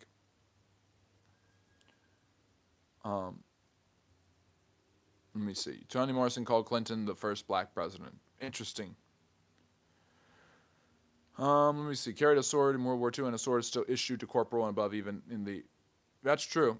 There are people who still... I like the story of Jack Churchill, by the way. I've done a video on him. But yeah. How did Poland become a capitalist, wealthy country considering they were next to communist Russia? Well, they were communists themselves. They've kind of just opened themselves up to the European common market. They've benefited off of the European Union, creating strong economic ties with the rest of Europe after the fall of the Soviet Union was a great way to ensure prosperity. It would take a long time, but it's actually starting to work, and Poland is becoming quite prosperous. Why would Einstein create a weapon to threaten all of mankind to extinction? Typical Jew. Now, Einstein... Oh, my God. Okay, so here's the history. Einstein is a German scientist. He's very well aware of what the Nazis are trying to do. He flees and he says that Hitler is going to make a superweapon to destroy all of humanity. You need to stop him. And he actually inspires Roosevelt to create the Manhattan Project, and he actually, I think, is the one who is majorly responsible for putting Oppenheimer in charge of it. But he isn't doing this because he's trying to destroy all of humanity. Nonsense. He's doing it because he's worried about the Nazis getting it. And if the Nazis had gotten the bomb, you and I wouldn't be having this conversation. Ironically enough, Hitler's expulsion and mistreatment of the Jews prevented him from having the scientists necessary to actually develop the superweapon that he needed. Because guess what? Some of the greatest scientists in the world at the time happened to be Jews. Do you think Iran and the US will go to war? Probably not. But then again, I said nothing would happen to Maduro. You always say history is not black and white and stuff. I know if you can give the Austrian painter credit for anything, I'm not going to give that man any credit. I'm not going to give Stalin any credit either, so I'm not. So yeah. Einstein was a Zionist. Einstein was a Jew Einstein was a Zionist. In fact, he was inspired and asked to become the president of Israel. How are you against Zionism and yet Einstein was a practicing Zionist? He wasn't German, he was a Jew who lived in Germany. He was a German Jew. That's called a German Jew, by the way. Why the left always is sad about black people in prison and calls that racism while literally majority of inmates are white race. It's disproportionately effective of African Americans. It's because most people in the country are white, most people in prison are white. Here's a history test for you. Number one, what were the negative actions Woodrow Wilson did for World War I? Who was the dark horse knife ballot in the 1844 election? Name a long-term impact of the War of 1812. Not doing this. You think Germany would have deployed the bomb? Absolutely. They wanted to make one. Do you agree the Irish were behind everything from the shadows? Yeah, the Irish. Yeah, this is X-Rocker. This is the problem when you do this with the Jews. It's all this group does is destroy the world and make things bad. And it's applied to this group. But nobody ever thinks, well, what if it's just the Chinese? Or what if it's white people, this group of white people? Or what if it's the Sudanese or something like that? It's nonsense. German indicates you have Germanic blood, which they don't. That's not true. That's not how Ashkenazi Jews work. You lost the debate. I won. I love it how you just make a claim. You don't back it up. He was Jewish. Typical Jews pointing towards the evil Germans, yet it was them. Einstein was a German Jew.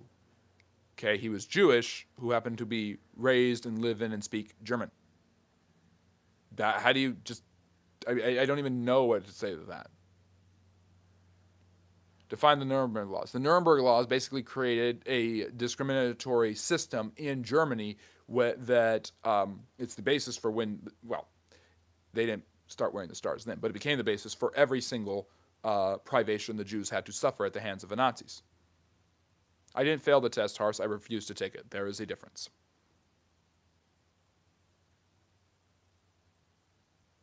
To find how Jews are foreigners to Germany. Yes, Jews who had been born there and lived there for hundreds of years were now foreigners. Yes.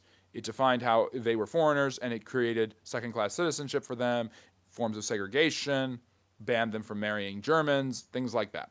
It's basically a form of discrimination. It's systematic racism towards Jews. I don't give them Nazis because Islam is not the same as Nazis. And Muslims are able to live and create peaceful societies that are relatively open-minded and cosmopolitan. The Nazis do not do that.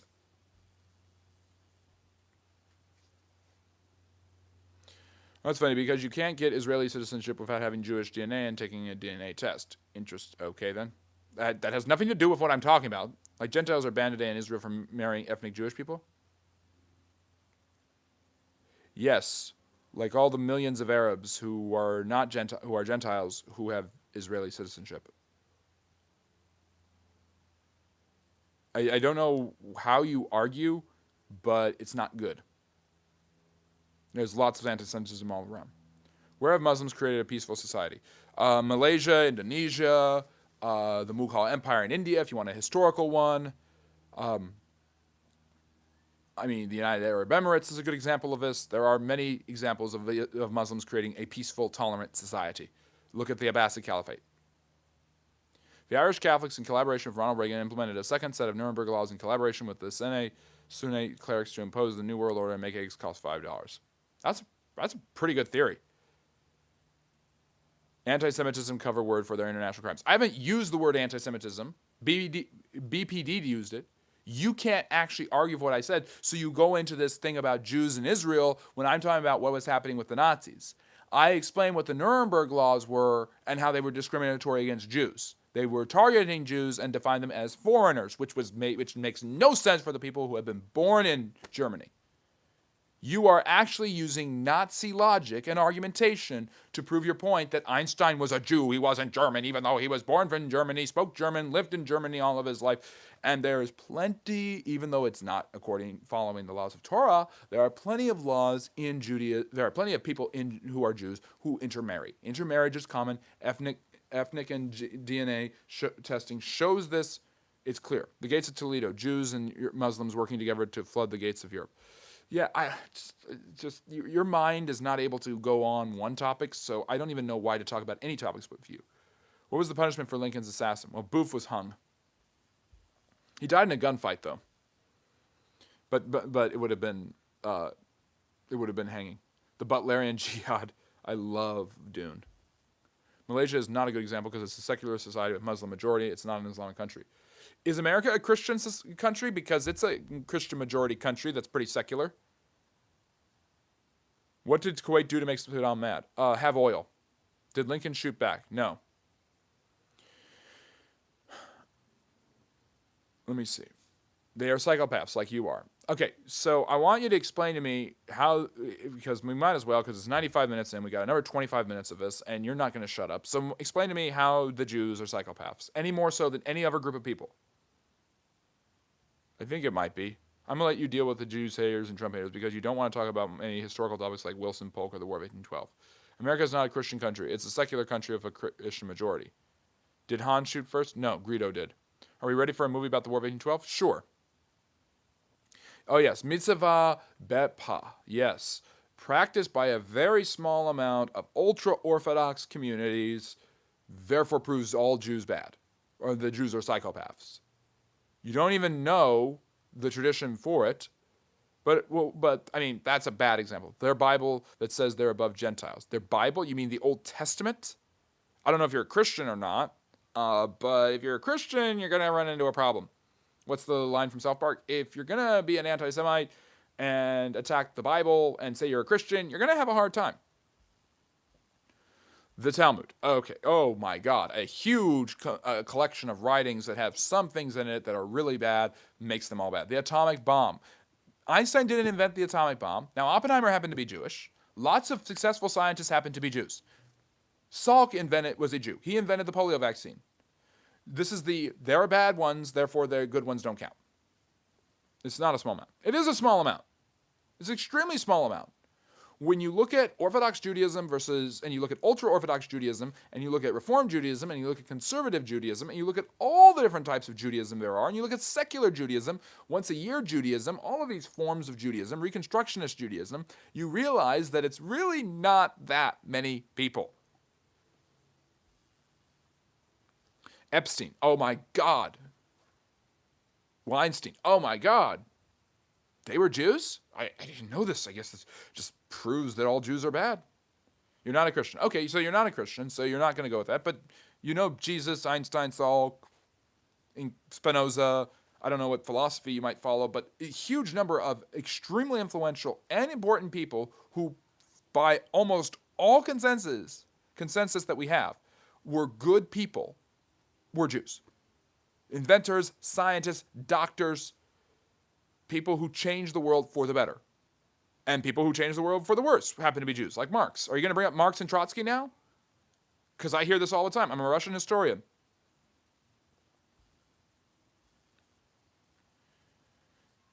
Let me see. Stanley Plotkin. Who is the founder of vaccines? Well, thank God. Honestly, growing up Christian, those Jewish lads seem like they've got some crazy parties. Muslims pretty chill too. Got some good food. They do. Thank you. Food should unite us. Partying should unite us. Well, no one's asking anything, and Vevicte has been the only one putting anything in the chat, Tom, so I don't know why you're complaining.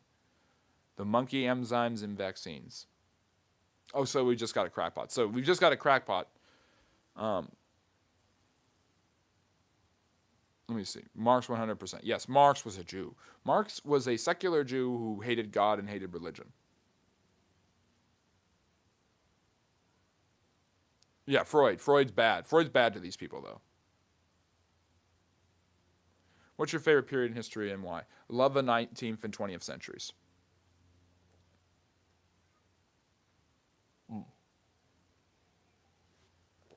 Let me see.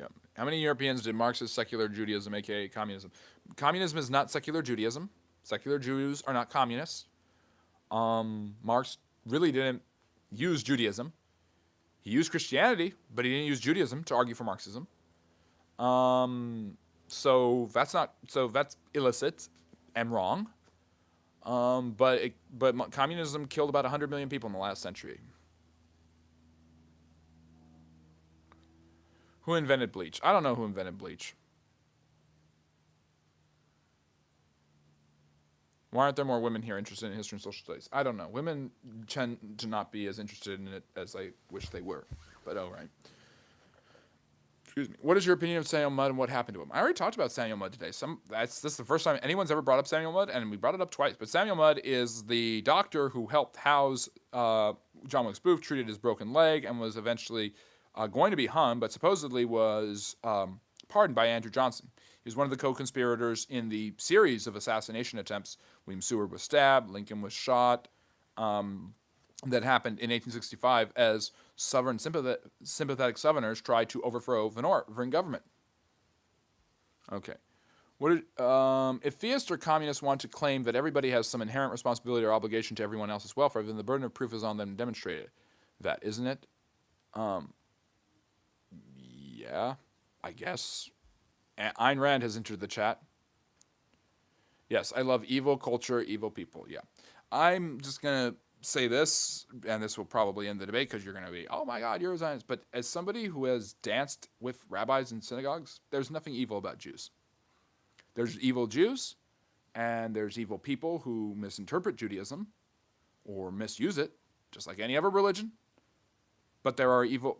No, William, I appreciate the question. Thank you for it. There are evil people everywhere. And you didn't cook me because you don't know how to cook. You don't even know how to think.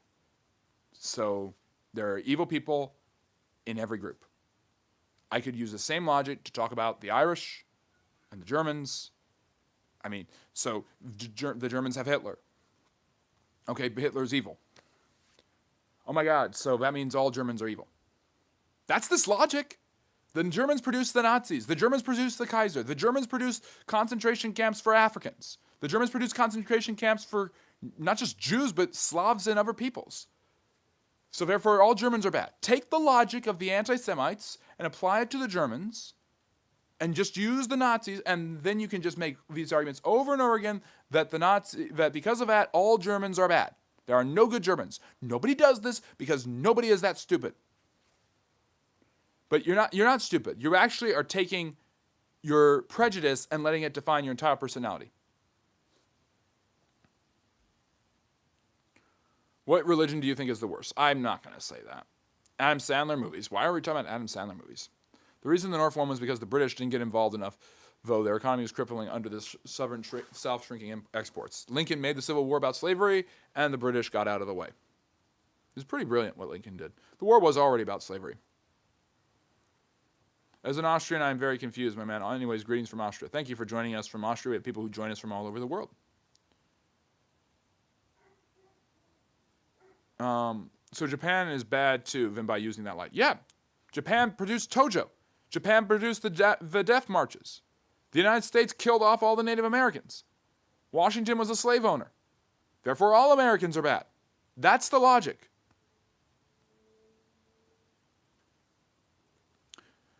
Japan is bad because they sell used panties in vending machines? Do they do that?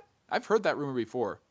It's sad how a channel for celebrating history gets so bogged down in politics. It's not politics. It's people. It's actually historical, so I don't mind it that much, but it's just historical ignorance. And it allows me to talk about historical reality. The government of the U.S. is the devil. That is confirmed. Oh, for God's sakes. The Talmud and the Torah are not the same thing. Go and learn the difference before you come back.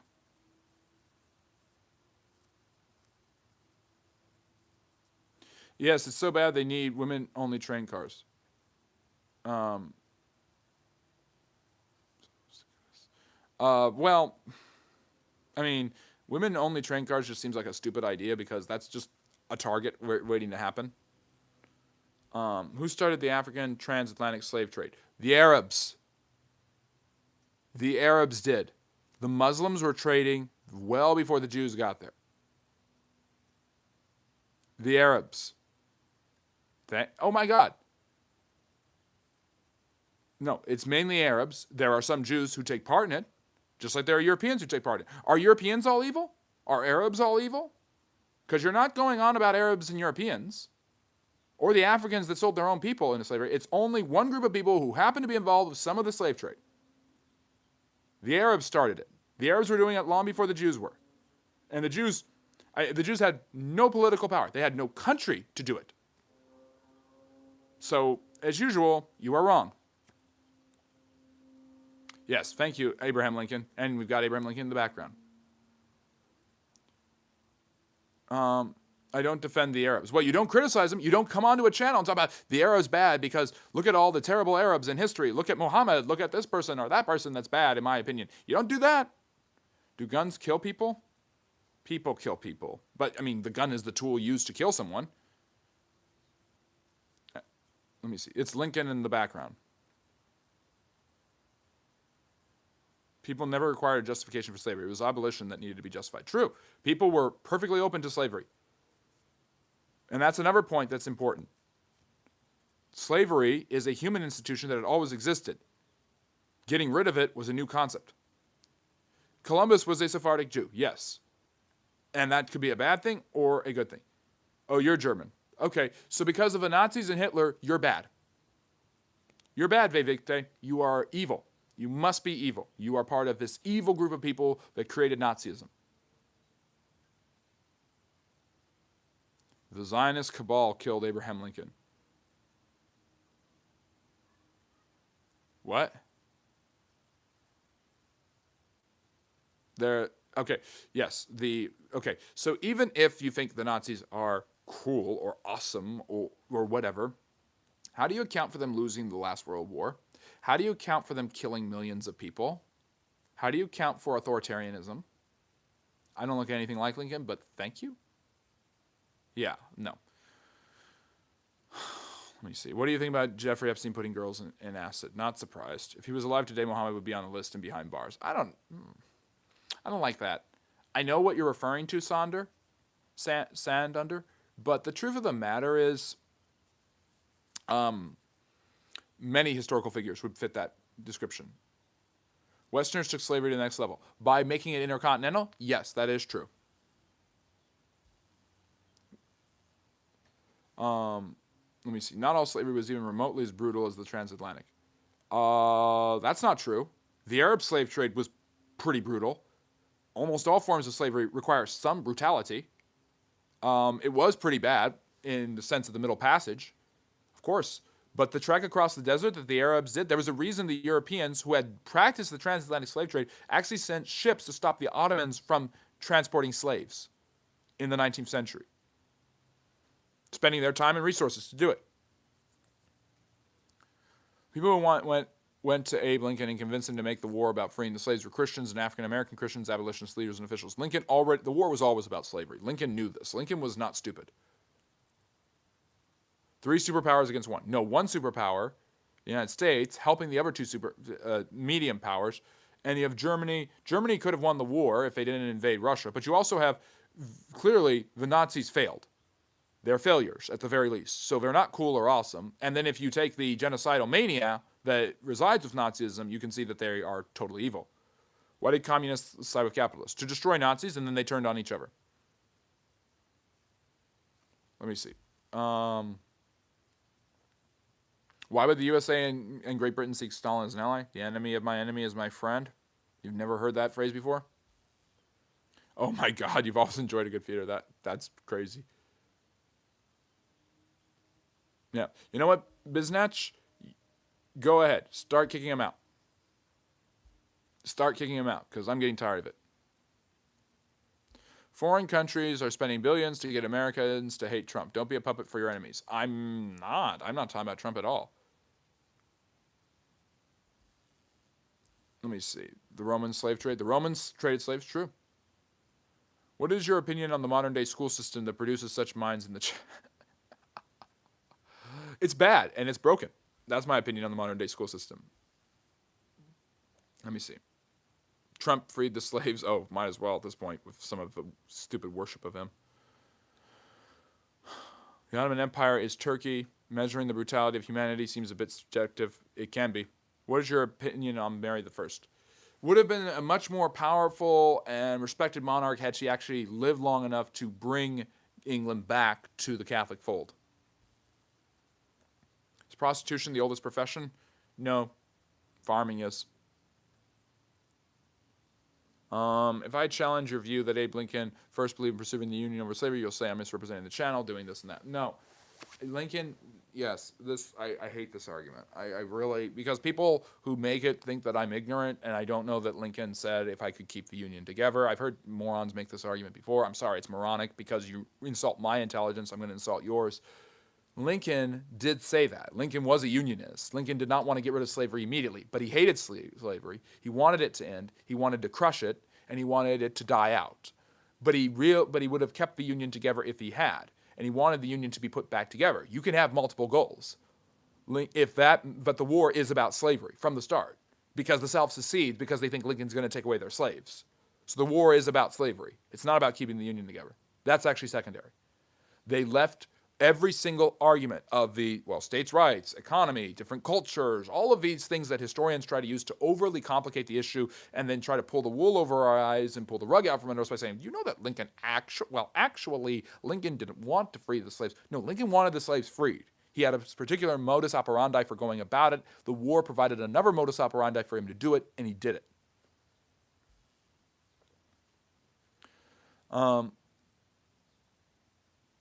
Not an army on earth could take a sip from the Ohio River if America is to fall. It will be by her own hand. Okay? Abraham Lincoln was killed by vampires. Yeah, might as well. Or did he kill vampires? Would you say the best slavery was Roman? I don't know it was definitely the most advantageous, but slavery was not always chattel slavery where someone was, I'm glad you brought that up, JN, because there was slavery that allowed people to be able to be freed. There was slavery that was closer to indentured servitude. So, yeah. Japan was ready to surrender, but U.S. wanted to use the bombs. No, the Japanese were not ready to surrender. Why is it okay when Israel commits war crimes? Why can Israel have nuclear weapons but not Iran? Give me a super chat. At this point, just give me money. Give me money and I'll talk about it. Do you consider America a Christian country? In its founding, generally yes. Nowadays, no. Let me see. Putin is saving Russia from the corruption of the West. Putin is part of the corruption. He's a communist agent. He's a spy. He knows how the West thinks, so he's lying to you. What caused the Roman Empire to fall? Corruption, greed, foreign invasions, lack of debasing of the currency, all sorts of things. America or Israel first? History first. Few conflicts in history were as cut and dry, black and white as World War II, where one side was so clearly in the wrong. Yes, apparently not anymore. Look at the chat. Japan thinks dolphins and whales drop the bombs. Huh? Yeah, I made Biznatch a moderator so he can take care of all this nonsense and get people out of here. What are the education sharing day laws? What do you mean? What? Lincoln was going to send all the blacks back to Africa. Lincoln was interested in doing that, not all of them, but a lot of them who were free, after freeing them, but he eventually realized that that wouldn't work. I've already talked about this. He hated blacks too. Lincoln did not believe blacks were equal to rights. I would not say that he hated them. Historians have said if it didn't happen in dynasty warriors, it probably never happened. I don't know what you mean by that. Finally, some true... Well, no, you didn't, Hars, but other people have insulted my intelligence by saying, did you know that Lincoln actually didn't want to free the slaves originally? I'm like, no, actually, no, you're wrong. Lincoln did want to free the slaves. Lincoln had a way to go about it. That didn't work out, so the war happened. But the South left because of slavery. People will say, oh, they wanted to protect their economy that was built on slavery. Well, they wanted to protect their states' rights. Their rights to do what? They wanted to, there was a clash between the North and the South. It was regionalism. One region was almost completely defined by slavery. One region was just defined by industrialism. The Civil War is all about slavery. Lincoln knew this. This was always the simmering issue, and Lincoln brought it to the forefront with this document, the Emancipation Proclamation. That's why I love Lincoln. Let me see. Sandal making. Well, that's a pretty good one. Let me see. Trump was the first person on the moon. Juan Carlos, you're just weird. They funded the French Revolution against Napoleon. Which French Revolution against Napoleon? Napoleon Bonaparte did not have the French Revolution. He is a product of the French Revolution that becomes the emperor that almost conquers all of Europe. If you're referring to Napoleon III, he's overthrown because he loses the Franco-Prussian War, is humiliated, captured by the Germans create their empire, and the French have another revolution. If you're referring to Napoleon III, you don't know your Napoleons otherwise. There was a neo-Nazi in the chat who believed Persians are white and respected Persians but hated Muslims. Oh, for goodness sake. Let me see. I don't know how you do this, bro. I would go mad. I go mad sometimes. I'm trying to maintain my composure and talk about history and social studies. And welcome to the Friendly Neighborhood History channel. Super chat grifter get cooked. I mean, people are giving me money. People are giving you nothing. So I guess you're the one getting cooked. Want to make the pin message since you're a new moderator? Yeah, that would be nice. Let me see here. Roman Empire lead pipes, that's true. How do you feel about Freemasonry in America? Probably not that true. Zelensky is Jewish. I just don't know what to say anymore. Lad's intelligence binds country. Okay. Today you were much more polite. I try to be as polite as I possibly could be. Did the world end in 536 AD? No, but it was a horrible time to live in. You got the plague, you got the collapse of the Western Roman Empire. China was going through its period, the Three Kingdoms era. Slaves could earn citizenship. They could even buy their freedom. There was a lot of social mobility for slavery. Slavery was just another class of people. Why did Socrates drink the hemlock? Should we all drink the hemlock? Who knows if he actually did drink the hemlock, but he felt that it was better to die than to give up what he did. What did Archimedes discover when too much water spilled over the side, and what did he yell when he ran down the street? Well, that's a test. He discovered how volume works, and he yelled, Eureka. I found it. Isn't Dynasty Warriors a video game? Yes. Who financed the American Civil War? The Americans? Maximus Decimus Meridius caused the Roman Empire to fall. Who is that? I know I've heard that name before. What else did the Wright brothers invent beside the airplane? Weren't they bicycle store owners? I'm trying to think. They did invent one other thing, but I don't remember what it was. Why did Lincoln want to free the slaves if he didn't think they had equal rights? Because he believed slavery was evil. He just didn't believe that they were equal to white people.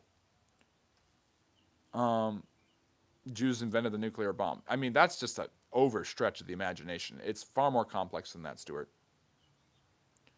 Let me see. Who was Jim Crow? Jim Crow was a minstrel that played folk songs that became obviously the face of Jim Crow laws. Let me see. Today I thought about rescinding the Emancipation. Don't do that. That would be bad. Let me see. I'm trying to get through because half the comments are just stupid nonsense and my moderators are not doing anything about it. And half of the chat is actually people trying to learn about history, which is what I'm doing here. Did Lincoln ever meet Jefferson Davis? They knew each other. Jefferson Davis was a senator. He was the Secretary of War under Franklin Pierce. He was actually a very prominent American politician. He wasn't just a nobody who became the president of the South. Constantine had a Jewish mother and promoted Christianity as state religion in Rome and became fragmented soon after and weak. No, Constantine's mother was not Jewish. She was a Christian, Saint Helena. She traveled all around the Holy Land looking for artifacts. This is just not, you're just making things up. Many of the people who signed the Declaration of Independence were master masons. Some of them were, yes. Freemasons. Okay, so I'm sorry. I got Masonry confused with the Templars. Freemasons were indeed influential in the formation of the United States, but not in the sense of overt Freemasonry. Just people who happen to be Freemasons. Zelensky was not elected. Putin was. If you think that Putin was legitimately elected in his last election, you're smoking something. Let me see. First time you fought Liu Bing in that game, yeah. Kitty Hawk's bike lane. Okay. When did the Catholic Church replace wine with grape juice and why? It was always wine.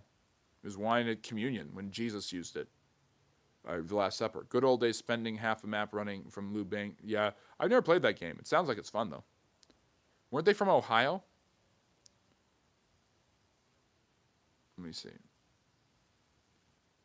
God go with you. After listening to some of these questions, I would have a big headache. I enjoyed your knowledge. Thank you. I really appreciate that. Is Ben Shapiro a reliable source? Depends on what he's talking about. There was no election in Ukraine. Not since the war started, but there was an election that Zelensky became president in. Let me see. Why does George Washington have 2 birthdays? Because one is old cis style and one is new style. February 11th is his real birthday. February 11th versus February 22nd. Rigged or not, at least he stood for election. That's a stupid argument. I'm sorry, but that's just moronic. I'm sorry. He didn't stand for elections. It's better. He didn't stand for elections. The elections were rigged. He knew he was going to win. He killed Navalny in order to make sure that he would be reelected. I mean, how does this escape you?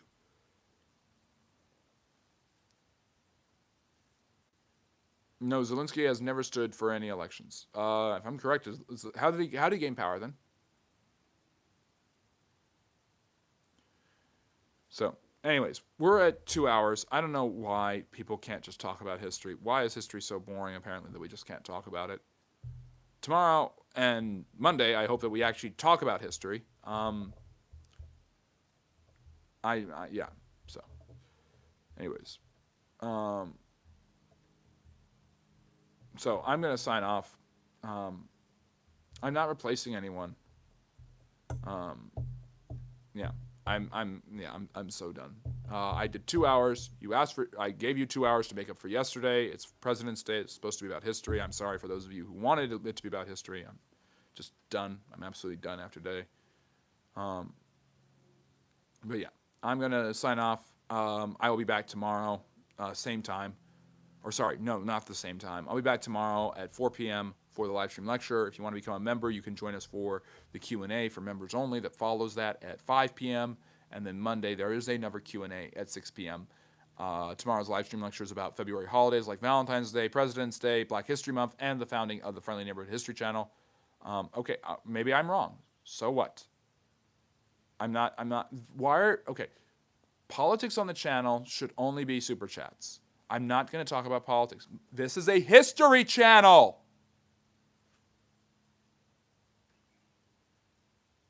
There. Okay, I'm done. I'll see you all next time. Take care, and on this Valentine's Day, make sure to love history, because he offered to get rid of the trolls. So, take care, love history. I'll see you next time.